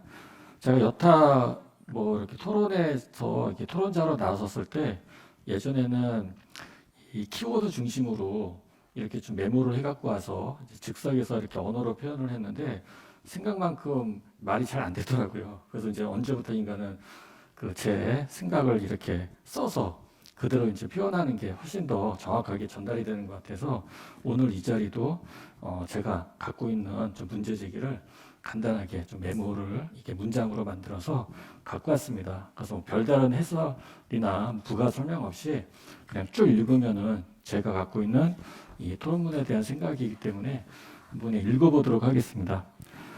자, 먼저 이제 이동현 선생님의 발표문의 의의라고 볼 수가 있겠는데요. 한번 읽어보도록 하겠습니다. 코로나19 팬데믹은 세계 각국이 국민이 개인이 얼마나 긴밀하게 연결되어 있는가를 여실히 보여준다. 가령 확진자와 사망자는 물론 사회적 취약계층에게 부과된 재난 불평등의 압력은 국민국가를 넘어 세계적 현상으로 나타났다. 문화다양성 의제 역시 급속한 세계화에 따른 디아스포라의 기나긴 행렬, 문화 개방에 따른 세계 문화와 지역 문화, 이때 지역 문화는 이제 개별 국가의 문화라고 볼 수 있겠는데요. 여기에 긴장에 대응한 결과물이다. 그런 점에서 문화다양성 의제는 글로벌 차원과 국민국가 차원에서 동시에 접근할 필요가 있다. 발표문은 이러한 두 측면에 함께 다루고 있다는 점에서 시사하는 바가 크다. 글로벌 차원은 국제문화협력, ODA 지원, SDGs와 연계, 그리고 디지털 미디어 플랫폼 논의에서 그리고 국가 차원의 국민국가 차원은 문화비전 2030에서 심층적으로 다루고 있다. 그래서 발표문은 문화다양성 의제가 구성원 간 사회 갈등을 해소하고 문화적 표현의 기회를 증진할 수 있음을 보여준다는 점에서 주목할 필요가 있겠다고 판단이 됩니다. 자, 그 다음에 이제 이번 문제 제기를 크게 네 가지를 제가 한번 설정해 봤는데요. 꼭 이거는 뭐 발표자인 뭐 이동현 선생님에게 질문하는 게 아니라 우리 모두가 좀 가져야 될 생각이지 않을까라고 생각을 합니다. 자, 1번에 보면은 문화적 관점에서의 문화 다양성 개념과 영역의 설정인데요. 자, 읽어보도록 하겠습니다. 현재 문화 다양성은 문체부를 비롯해 교육부, 여성가족부, 외교부, 고용노동부, 행정안전부, 법무부, 보건복지부, 통일부 등에서 업무와 정책을 추진하고 있다. 이는 문화 다양성이 정부 정책의 주요 의제로 부상했음을 보여주지만 중복된 행정으로 인한 인적 물적 자원 낭비가 증가할 수 있음을 상기한다. 가령 사회적 취약계층을 대상으로 한 복지정책과 문화 다양성 정책이 중복되는 경우가 있습니다. 이 문제는 정부 부처마다 문화 다양성에 대한 이해를 명확히 할 때 해결할 수 있다고 보는데요. 자, 발표문은 주로 유네스코의 문화 다양성 협약과 문체부의 문화비전 2030을 중심으로 논의하고 있는 만큼 문체부만이 확립해야 할 문화 다양성 개념 및 영역 설정에 시사하는 바가 있습니다. 이는 곧 문화적 관점에서 문화 다양성을 어떻게 볼 것인가를 요청하는 바, 이에 대한 발표자의 의견을 듣고 싶습니다. 아까 말했듯이 여러 부처에서 문화 다양성을 다루고 있습니다. 오늘 이 자리가 주로 이 문화 영역과 관련된 그런 이제 자리라고 한다면은 이 문화적 관점에서의 문화 다양성 무엇인지 우리가 좀 더 좀 개념 규정을 하고 가야 되지 않을까 생각을 합니다. 2번, 문화 다양성에 대한 사회적 인식 전환과 포용력 증대입니다. 제62차 UN 사회권 규약위원회 국가보고서에서 한국은 문화 다양성 제고 정책이 부족하다는 지적을 받았습니다. 이에 문화 다양성 관련 정책의 효과성을 모니터하고 국민적 인식 제고에 힘쓸 것을 권고받았습니다. 여전히 사회적 타자에 대한 수용력이 낮은 한국에서 문화 다양성 정책의 성공은 요원한 과제일 수밖에 없는데 이 정책은 이주민 지원보다 편견 없는 사회 분위기의 고양 속에서 성공할 수 있습니다. 그리고 이러한 논의나 진단이 많습니다. 이 다양성 같은 경우에는 이 해당 당사자에 대한 지원도 중요하지만 이 사람들을 포용할 수 있는 어떤 국민들의 어떤 사회 전반적인 이 포용력 이거를 이제 증대시켜야 된다는 말이 있는데요. 이 문제는 발표문에서 문화 다양성 침해 금지와 인식 제고로 제기돼 있는데 다소 규범적이라고 생각이 됩니다. 사회적 인식 제고를 위해 보다 공세적인 정책이나 실천이 정부와 시민사회에서 추진될 필요가 있다고 보이는데 이에 대한 발표자의 의견이 궁금합니다.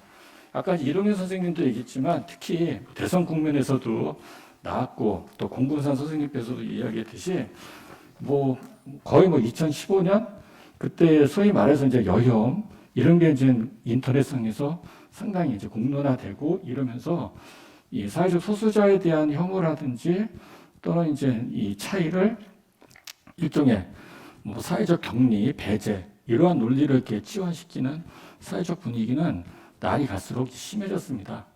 그래서 이거를 이제 규범적 차원에서 다루기보다는 뭔가 특단의 실전적인 그런 좀 뭐랄까 대안이라든지 어떤 정책이 좀 나와야 되지 않을까 같아서 질문을 해봤습니다. 자, 3번 자치단체의 역할 제고입니다. 자치단체 차원에서 문화다양성 정책 추진을 위한 조례 제정 사례가 늘고 있고 문화도시 선정 및 도시재생 사업에서 문화다양성 시각과 내용이 다양하게 적용되고 있습니다. 2016년 전라남도에서 처음으로 문화다양성 보호와 증진에 관한 조례가 제정된 이래 2018년 전국 13개 지자체와 교육청으로 확산했습니다. 자치단체가 문화다양성 사업과 정책의 실질적 실행 주체인 만큼 그 역할과 책임은 막중합니다. 그런데 무지개 다리 사업, 이거는 이제 주로 문체부가 주관했었던 대표적인 문화다양성 사업인데요. 이 평가에서 알 수 있듯 자치단체의 사업이 지역 현안에 따른 특색 있는 사업이라기보다는 여전히 소수자 및 소외계층 지원에 그치고 있습니다. 이와 관련해 발표문에는 지역문화 정책 및 미디어, 콘텐츠 정책에서 문화다양성 실현이 제시되어 있지만 이슈의 중요성을 고려한다면 보다 많은 논의가 필요할 것 같습니다. 자, 그래서 지역별 문화다양성 이슈를 발굴하고 그에 맞는 사업 추진을 위해 자치단체의 역량 강화가 필요한 바 이에 대한 발표자의 의견을 듣고 싶습니다. 자, 마지막으로 SDGs를 반영한 문화다양성 지표 개발이 되겠습니다.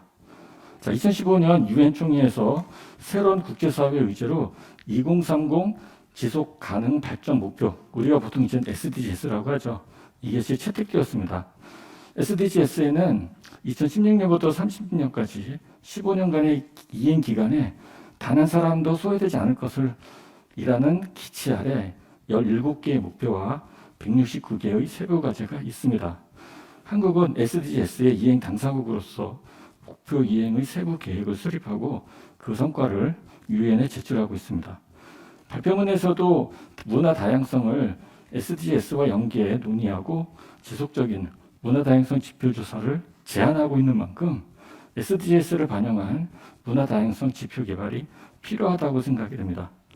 문화 다양성 지표와 관련해 2013년 문화 다양성 지표 개발 기초 연구가 수행된 이래 2018년 문화 다양성 정책 평가 지표 개발 및 시범 연구까지 4차례 또 이제 2015년과 17년에 이제 진행이 되었지만은 SDGs를 반영한 그러한 이제 문화 다양성 지표는 아니었었습니다. 그런 의미에서 맨 밑에 줄 SDGs를 반영한 문화 다양성 지표 개발과 관련해 발표자의 의견은 무엇인지 듣고 싶습니다.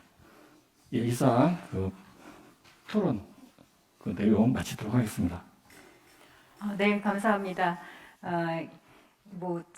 문제 제기가 많으시네요. 이동현 선생님 준비해 주시기 바라고요.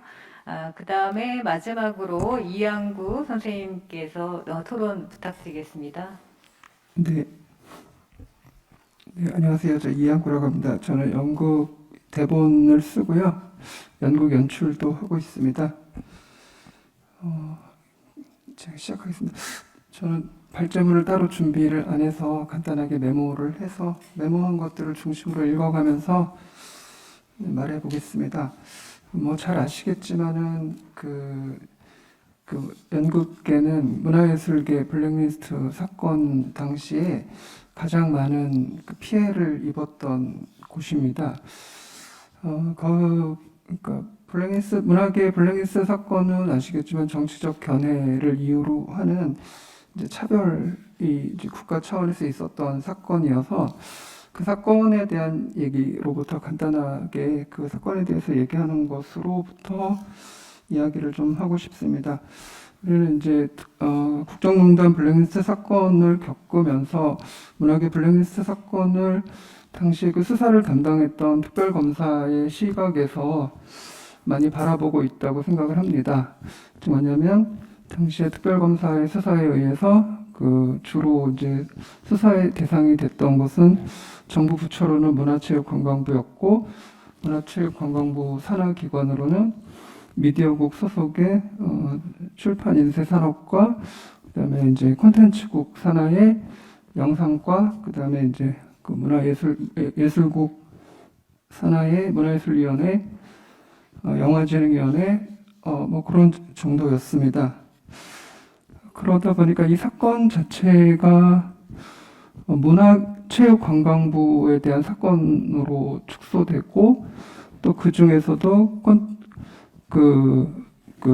영화진흥위원회, 예술위원회, 출판문화산업진흥원회 세 군데 정도에서 있었던 사건인 것처럼 축소되었는데, 그러나 이제 블랙리스트 사건 당시에 그 청와대 작성 문서인 문제단체 조치 내용 및 관리 방안 보고서라는 문서를 보면 국가 보조금이 들어가는 거의 모든 정부 부처를 대상으로 전수조사가 이루어지고 대응 조치가 이루어지고 데이터베이스가 만들어지고 이런 과정들이 있었거든요. 그래서 제가 이 사건은 문화적 제노사이드라고 규정을 하거든요. 그런데 이제 우리 사회에서 문화계 블랙리스트 사건은 그러니까 문화예술계 블랙리스트 사건이라는 말에서 나타나는 것처럼 우리나라 국가 차원에 있었던 어떤 문화적 제노사이드라고 하는 관점에서 바라보기보다는 문화예술인들에 대한 지원 배제라는 관점에서 좀 축소됐던 건 아닌가, 이런 얘기를 좀 하고 싶고요. 또 하나 이제 저는 블랙리스트 사건에 대해서 얘기하는 것 중에 하나가, 이 사건은 대한민국이 문화예술의 가치에 굉장히 주목하고 인정해줬던 사건이라고 제가 역설적으로 반어적으로 얘기를 합니다. 문화예술인 그리고 문화예술이 한국 사회에 얼마나 강력한 영향을 미칠 수 있는지를 인지하고 그것의 영향력들을 차단하고자 했던 사건이기 때문에 그 관점에서 조금 바라볼 필요가 있지 않나, 이런 생각을 합니다. 문화계 블랙리스트 사건은 이제 정치적인 이유로 다른 목소리를 이제 배제하고자 했던 사건인데요. 이제 대표적으로 이제 예술 표현의 자유를 침해한 사건이죠. 예술 표현의 자유가 무엇인가, 왜 그것의 다양성을 보장해야 되는가, 저는 그걸 이제 민주주의의 관점에서 접근해야 된다고 생각을 합니다. 일레인 스켈리, 여기 인문학 연구하시는 분들이 잘 아실 것 같은데, 일레인 스켈리가 얘기하죠. 어떤 목소리가 잘 표현된다는 것은 그것이 정치적으로 잘 대변되는 것의 문제다라고 얘기를 하잖아요. 그래서 이것은 그러니까 배제되는 목소리들, 타자의 목소리들이 한국의 시민사회에서 어떤 정치적으로 대표되지 못하는 문제다라는 것을 좀 얘기를 하고 싶습니다. 또 하나는 표현의 자유라고 하는 것은 사실은 표현 매체의 접근성의 문제라는 얘기를 좀 드리고 싶어요. 그 뭐냐면 우리 표현의 자유 하지만 많은 경우 이제 매체, 저희 공연하는 사람들은 극장의 문제와 뺄 수 없거든요. 그리고 제가 이제 소도시 출신인데, 소도시에는 가면 예술 영화관이 없는 경우가 많아요. 그러니까 그거는 매체가, 극장이라고 하는 매체가 없으면 표현을 하는 것도, 향유하는 것도 불가능하거든요. 그래서 표현의 자유의 문제가 표현 매체에 대한 접근성의 문제로 조금 진전된 논의가 있었으면 좋겠다라는 말씀을 좀 드리고 싶습니다. 공연 쪽에서는 요즘에 접근성 매니저라고 하는 새로운 스태프가 생겼거든요. 이게 이제 접근성을 지원해 주는 거예요. 접근성에 대해서. 우선은 이제 저희가 장애 접근성으로 그러니까 공연팀에서 극장하고 사이에서 이제 전체적으로 장애인들에 대한 장애 관객 혹은 예술인에 대한 어떤 인식의 제고, 그다음에 어떻게 소통할 것인가 등등등 모든 걸 총괄하는 매니저거든요. 장애 접근성 매니저. 제가 이 분들이 작업하는 걸 보면서 결국 장애 예술에서만 이게 얘기할 문제는 아닌 것 같다. 이 접근성 매니저라는 직업에 대해서 좀 고민해 볼 필요가 있겠다 이런 생각을 좀 했고요. 최근에는 이제 뭐 어린이 청소년들에 대한 이제 예를 들어 문화예술위원회에서 특별한 미션 중에서 영국의 예술위원회 같은 경우는 어린이 청소년들에 대한 예술적인 지원이 주요 미션이거든요. 한국의 문화예술위원회는 그런 미션을 갖고 있지는 않아요. 그리고 한국에는 어린이 청소년극을 전담하는 독립된 공연장이라든가 뭐 그러니까 국가가 만든 공연장이라든가 뭐 지원 조직이 별도로 독립되어 존재하고 있지 않습니다. 이런 것도 문화적 다양성이라는 관점에서 보면 조금 볼 필요가 있을 것 같고요. 근데 사실은 이제 뭐 블랙리스트 사건처럼 이렇게 공모 사업에서 배제되거나 표현을 하려고 하는데 배제되는 것보다 폭력 연구에서도 중요한 것처럼 이렇게 구조적으로 배제되는 문제들에 대해서 좀 더 주목해봐야 되는 게 아닌가. 뭐 블랙 사건을 예를 들면 공모를 해야 배제되는 건데 애초에 공모할 생각도 못하는 분들, 공모해봐야 뭐 떨어지고 혹은 애초에 이제 그리고 접근 자체가 쉽지 않은 분들의 문제 이런 것들을 우리가 이제 구조적인 배제에 대해서 뭐 계속 나오죠. 젠더라든가 지역이라든가 뭐 세대라든가 계급이라든가 등등등 각종 소수자적 위치에 있는 분들이 어떻게 구조적으로 배제되고 있는가를 좀 살펴볼 필요가 있지 않은가. 그러면서 저는 이제 문체부 사업 이렇게 열심히 일하시는데 발표되면 문체부 사업 목표가 여전히 우리도 돈이 될 수 있어라는 산업적 관점에 있는 게 아닌가. 주요한 것이 좀 그런 생각 좀 많이 들거든요. 이제는 문화라고 하는 게 정치, 경제, 사회, 문화의 하이 카테고리 문제가 아니라 사회에서 이제 점점 갈등도 복잡해지고 해결하기 어려운 갈등이 많은 사회에서 인간과 사회와 조직, 제도들을 좀 더 깊이 이해하려면 문화와 예술의 관점이 좀 필요한 게 아닌가 그런 생각을 합니다. 그래서 저 예술적 알이라는 말을 쓰는데요. 예술적 알이라고 하는 것이 그러니까 이제 제도나 인간에 대한 깊은 이해를 바탕으로 하는 소통이겠죠. 그것을 가능하게 하는 게 예술적 알미라고 생각하는데 감흥력이라고도 하고요. 그런 게 좀 필요한 게 아닌가 이런 좀 생각이 듭니다. 제가 케이스를 좀 예를 들면 작년에 이제 백상예술대상이라는 그 시상식에 있어서 이제 갔는데 거기 이제 영국 쪽에서 대상을 받으신 분이 근데 그때 상 받을 때 돌아가신 분인데 성소수자였어요.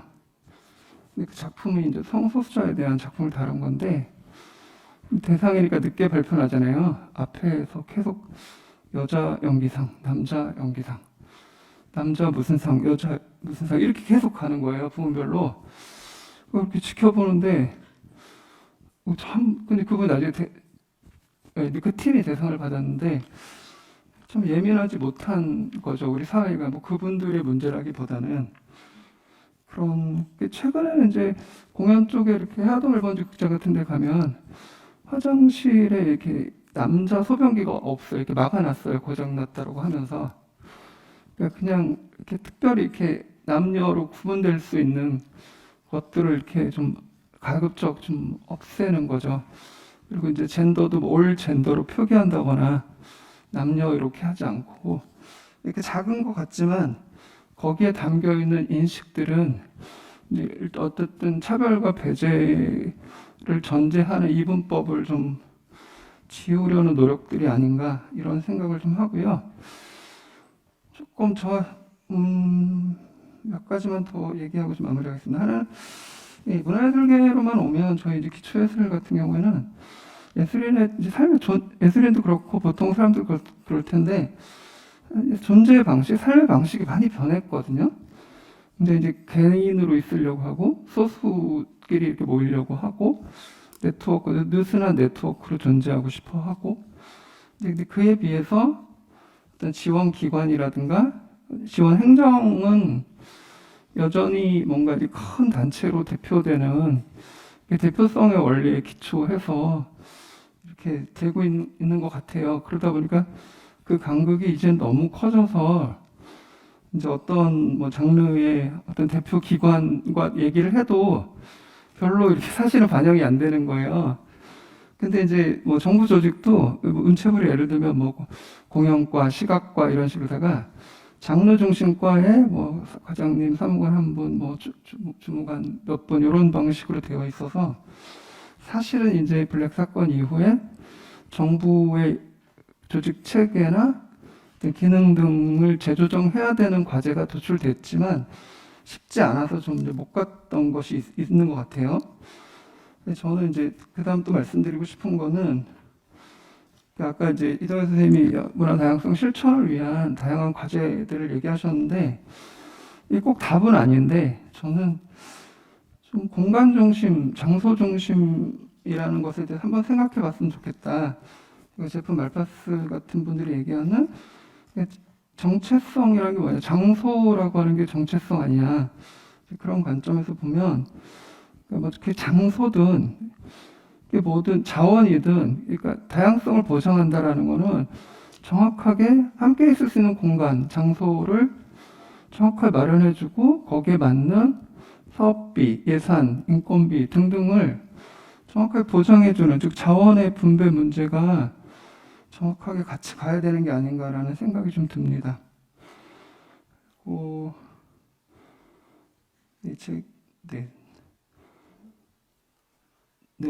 네, 그리고 예술인들만 놓고 보면 저희들의 지금 최대 관심 사항 중에 하나가 문화 민주주의 문제예요. 협치, 자율, 분권. 그래서 좀 예술인들이 지원기관과 이렇게 파트너십을 맺고 같이 협의하고 좀 어느 정도 자율적으로 운영하고 뭐 그렇게 함께 만들어 가길 원하고 또 일정하게 그렇게 만들어 왔는데 구체적인 사례를 얘기하기로 하는데 요즘에 너무 많이 후퇴하고 있다.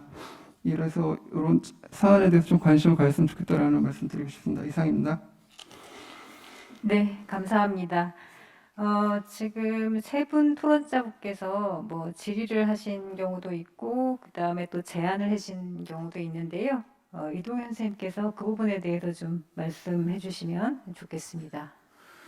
네, 문화 다양성 얘기할 때 이제 몇 가지로 이렇게 좀 이렇게 나눠서 얘기하자면 이제 혐오와 이제 차별이라고 하는 영역이 가장 크다고 보여지고 그 혐오와 차별을 이제 가급적이면 줄이고 해소하고 차이를 존중하는 방향으로 가는 사회가 이제 민주주의 사회이고 좀 더 이제 선진화된 사회라고 하는 거에 대해서는 누구도 부정하지 않을 것 같은데 이게 저희가 이제 그때 아까 잠깐 뒷부분에 얘기했다시피 그 우리 권근 선생님과 같이 했었던 그 실태 조사에 보면 인식하고 현실에 약간의 그 차이가 있었어요. 예를 들면 어떻게 생각하느냐라고 할 때는 좀 그 차별 지수가 좀 줄었는데 실제 네가 닥쳤을 때는 어떻게 하냐 할 때는 훨씬 더 차별 지수가 높았어요. 그러니까 내 문제일 경우에는 좀 곤란하다 이런 경우가 좀 그래서 그게 상당히 좀 이렇게 차이가 좀 났었거든요. 그러니까 인식하는 것과 실천하는 것 사이에 이 간극이 이제 결과적으로 굉장히 큰 문제인데 뭐 우리 사회 성소수자 뭐 TV에도 나오고 트랜스젠더도 뭐 자연스럽게 연예인으로 참여하고 이제 뭐 이렇게 뭐 영화에도 나오고 뭐 흔히 이제 이렇게 문화의 중요한 소재로 이렇게 나오는 거에 대해서는 별로 이렇게 불편하지 않은데 당장 내 주변에 뭐 내 자식이 내 주변에 아는 지인들이 뭐 이럴 경우에는 이제 굉장히 이제 좀 불편하다라고 하는 것들이 있는데 그 관련해서 이제 뭐 권근 선생님에 대한 답변이라기보다는 이제 최근에 저희 학교에서 학생들이 그 이제 제3의 화장실을 만들자. 명색이 예술학교인데 다양성을 인정하기 위해선 지금 제가 알기로는 아마 성공회대학교가 아마 최초로 대학에서 제3의 화장실을 만든 것 같아요. 그러니까 그 제3의 성이라는 개념도 좀 중요하고 그럼 제3의 화장실 누가 써야 되느냐 이런 문제도 사실 좀 굉장히 논란 여지가 있는데 어쨌든 더 서드 섹스라고 하는 화장실 이를 이제 조성하자라고 해서 이제 학생들이 막 이렇게 서명도 받고 뭐 학교에다 건의도 한 것 같아요. 근데 그 과정에서 이제 학생들의 반응은 생각보다 좀 시큰둥했고 학교 측의 반응은 이제 뭐 이해는 하나 이게 또 다른 혐오차별의 이제 그 사례가 될 수 있다. 예를 들면 제3의 화장실에 들어가는 학생들에 대해서 표적이 될 수 있다. 그래서 이게 이런 것들이 오히려 이제 이게 드러내는 과정에서 그 원래 목적하고는 다르게 완전히 반대로 갈 수 있어서 조금 곤란하다라는 답변을 아마 하신 것 같아요. 학교 측에서는.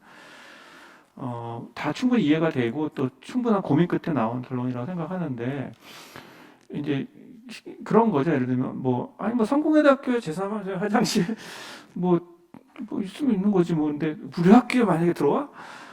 이건 안 되지. 이렇게 생각하는 거가 아닌가 싶어요. 그래서 이게 인식과 현실이라고 하는 실천적 현실이라고 하는 부분의 간극을 얼마나 줄이느냐 하는 게 되게 중요한 것 같고 그래서 이 차별금지법 제정이 정말 오래전부터 이게 되는데 이게 왜 안 되고 있는가?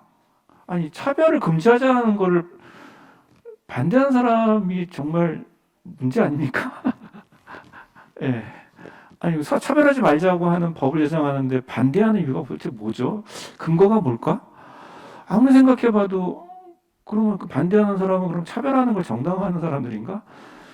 이런 식의 질문을 할 수밖에 없는데 결국은 이제 성소수자 문제예요. 성소수자, 장애인, 뭐 여성, 뭐 이런 거 다 존중하겠는데 성소수자 이건 좀 곤란하다. 요거 좀 빼고 할 수 없냐? 그러면 제정하겠다. 뭐 이런 분위기예요. 국회 분위기도 좀 비교적 진보적인 민주당조차도 그런 상황이고. 정의당은 뭐 힘을 좀 못 쓰고 있죠 지금 정치적 행사가 좀 쉽지 않으니까 결국 이런 문제들이 이제 오늘 계속 언급이 되고 있는데 정말 넘어야 될 산이 아닌가 싶습니다. 한국이 정말 좋은 의미에서 문화적 다양성을 가지려면 이 문제를 털고 가야 되는데요.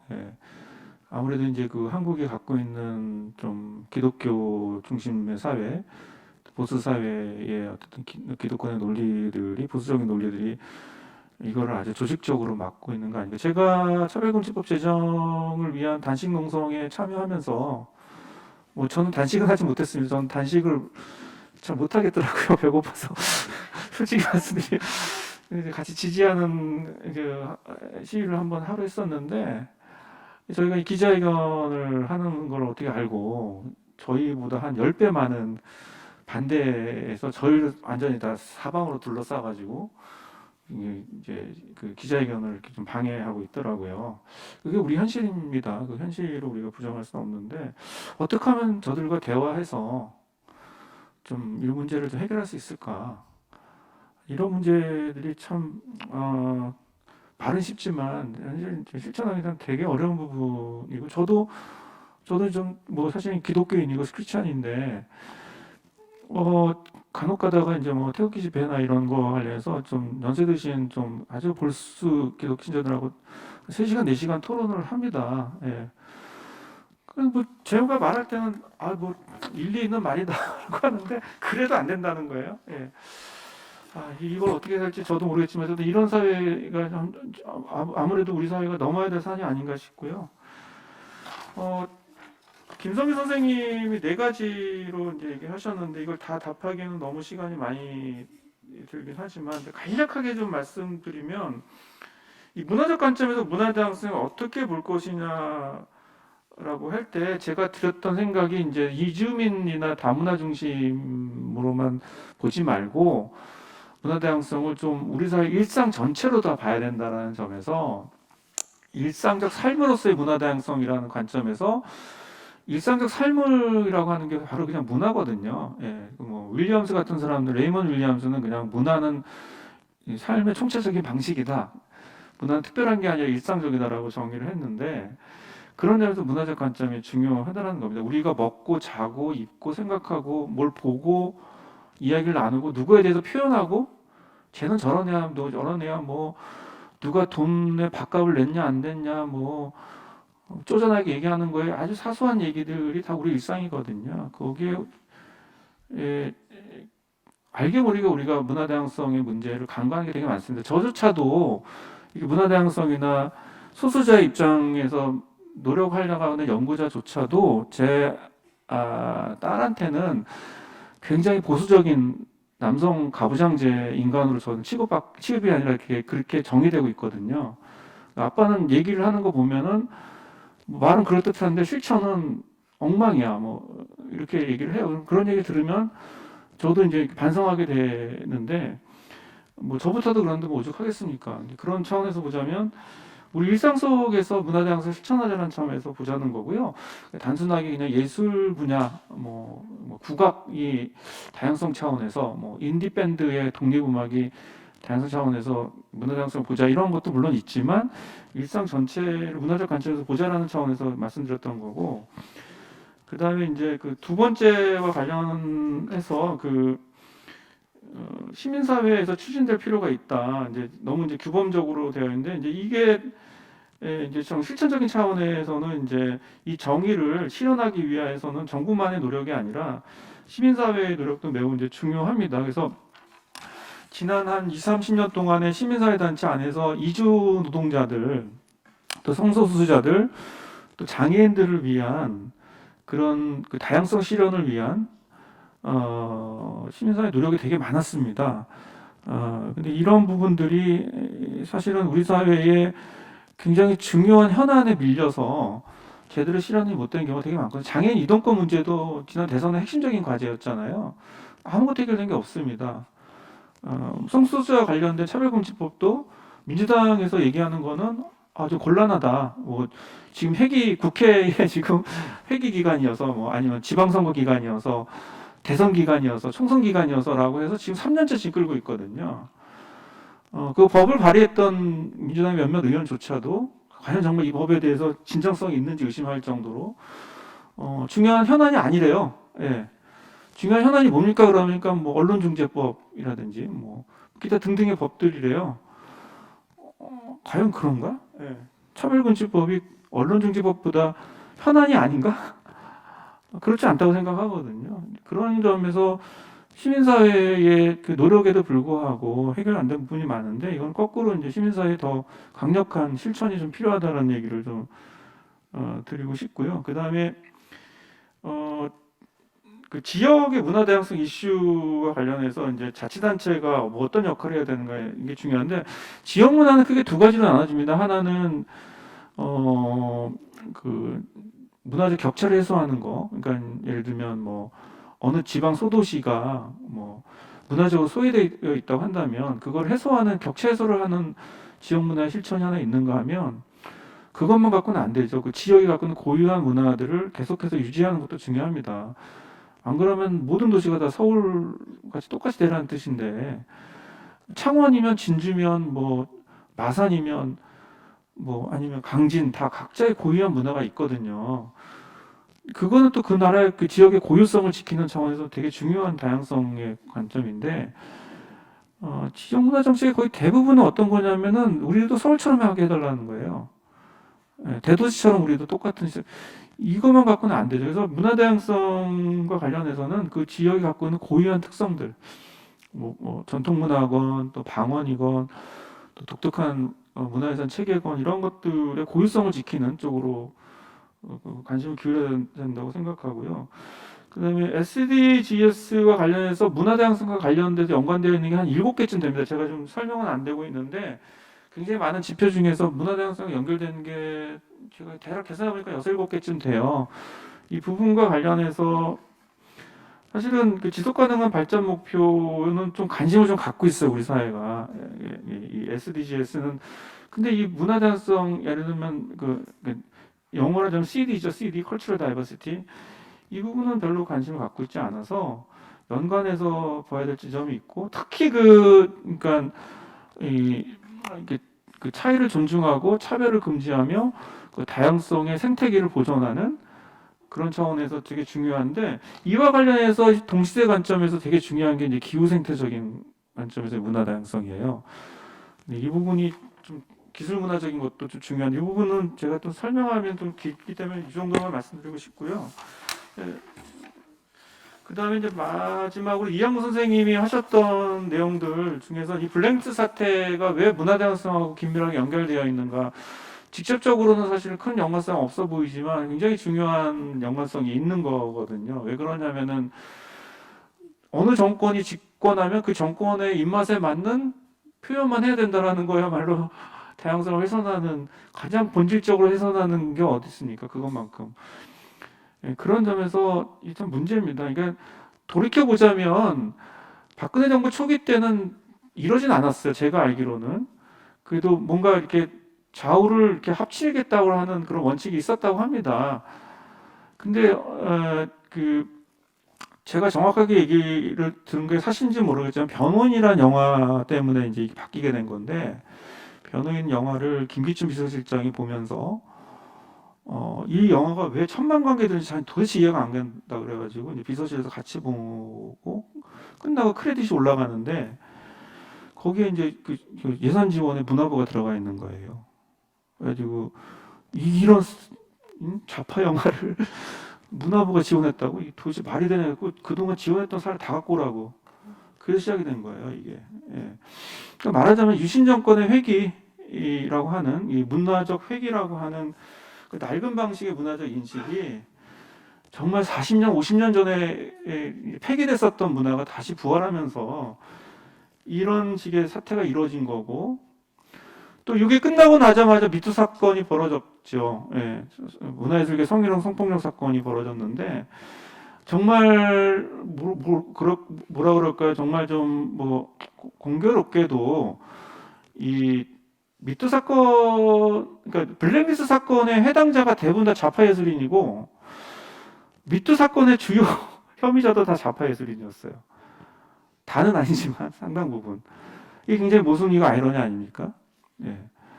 한편에는 좌파 예술가들이 피해자이기도 하면서 한편으로는 미투에서는 가해자가 되는 이게 우리 사회 예술계의 현실을 그대로 보여준다는 거죠. 이념적으로도 예, 굉장히 특정한 이념을 이제 억압하고 있고 그 억압당했던 많은 피해자들이 실제로 예술계 현장에서는 성희롱 성폭력의 가해자가 돼버리는. 저는 그래서 미투 사건과 이 블랭크 사태야말로 한국 사회 예술계의 장을 뒤집어 놓은 사건이었다. 두 사건. 만약에 둘 중에 하나만 있었다고 한다면 아마도 한쪽은 그대로 해결되지 않은 채로 이제 무의식화되어 있었겠죠. 이게 바로 다양성 문화의 중요성을 바로 보여주는 거다라고 생각을 합니다. 예. 정말 역설적으로 많은 그 블랙리스트, 미투 사건의 혐의를 받았던 많은 예술가들이 그런 얘기를 해요. 아니 나는 예술가로서 그렇게 표현하는 게 다양하게 생각하는데 예? 뭐 어떤 특정한 사례를 들어가지고 이걸 설명하기 위해서 다양하게 표현하는 게 뭐가 잘못이냐. 오히려 나의 표현은 혐오 표현이 아니라 문화적 표현의 다양성에 해당된다라고 강변을 한다라는 거죠. 이거 어떻게 볼 것이냐라는 문제와 관련해서는 한국 사회가 갖고 있는 예술가가 갖고 있는 이 하이어라키 혹은 이 패트리키아키라고 해야 되나 그 패트리키아키즘 그 가부장주의 이런 것들이 여전히 잔존하고 있다라는 것들을 보여준다는 점에서 비록 해결은 안 됐죠. 예, 지금 블랙리스트 사태가 제대로 해결도 안 된 거고 처벌도 제대로 안 돼 있고 미투 사건을 통해서 이제 예술 권리보장법이 만들어지긴 했지만 여전히 지금 한국 사회 예술계에서도 성희롱 성폭력 사건은 계속 만연되고 있고 이런 상황에서 이 블랙리스트 사태와 미투 사건이라는 것이 문화 다양성과 관련해서 얼마나 큰 문제를 야기했는가라는 것을 다시 한번 좀 강조하고 싶습니다. 예. 그 외에 이제 뭐 기초예술에 대한 지원 다양성이나 이런 것들 정말 타당한 지적이라고 봐요. 세상은 바뀌었어요. 예술에 대한 생각도 바뀌고 장르도 굉장히 해체되고 있고 그리고 더 이상 예술가들이 협회를 인정하지 않습니다. 예총 민예총 둘 다 인정하지 않아요. 젊은 예술가들은 둘 다 꼰대라는 거죠. 근데 많은 그 예술계 현안을 수렴할 때는 다 이 협회의 대표자들만 모아가지고 수렴한다고 해놓고, 그래서 이게 예술계의 의견이다라고 하면 그거를 반대하는 많은 젊은 예술가들이나 그 다양한 의견을 갖고 있는 예술가들을 과연 대변할 수 있었을까요? 그렇지 않다고 생각합니다. 그런 점에서 이들의 의견을 좀 충분히 수렴할 수 있는 지원 방식의 다양성이, 그냥 기초예술의 다양성 자체를 인정하는 거 중요하다는 것뿐만 아니라, 기초예술이 정말 중요하다고 한다면 이 지원 방식부터 다양해져야 된다라고 하는 그런 내용들이 조금 이영 선생님의 의견을 통해서 좀 강조된 게 아닌가 싶습니다. 이상입니다. 네, 감사합니다. 지금 저희 이제 패널 토론 혹시 더 추가하실 사항이 있으실까요? 예, 없으시면은 패널 토론은 여기까지 진행을 하고요. 그리고 이제 온라인 생중계는 여기서 일단은 마치는 걸로 그렇게 하겠습니다.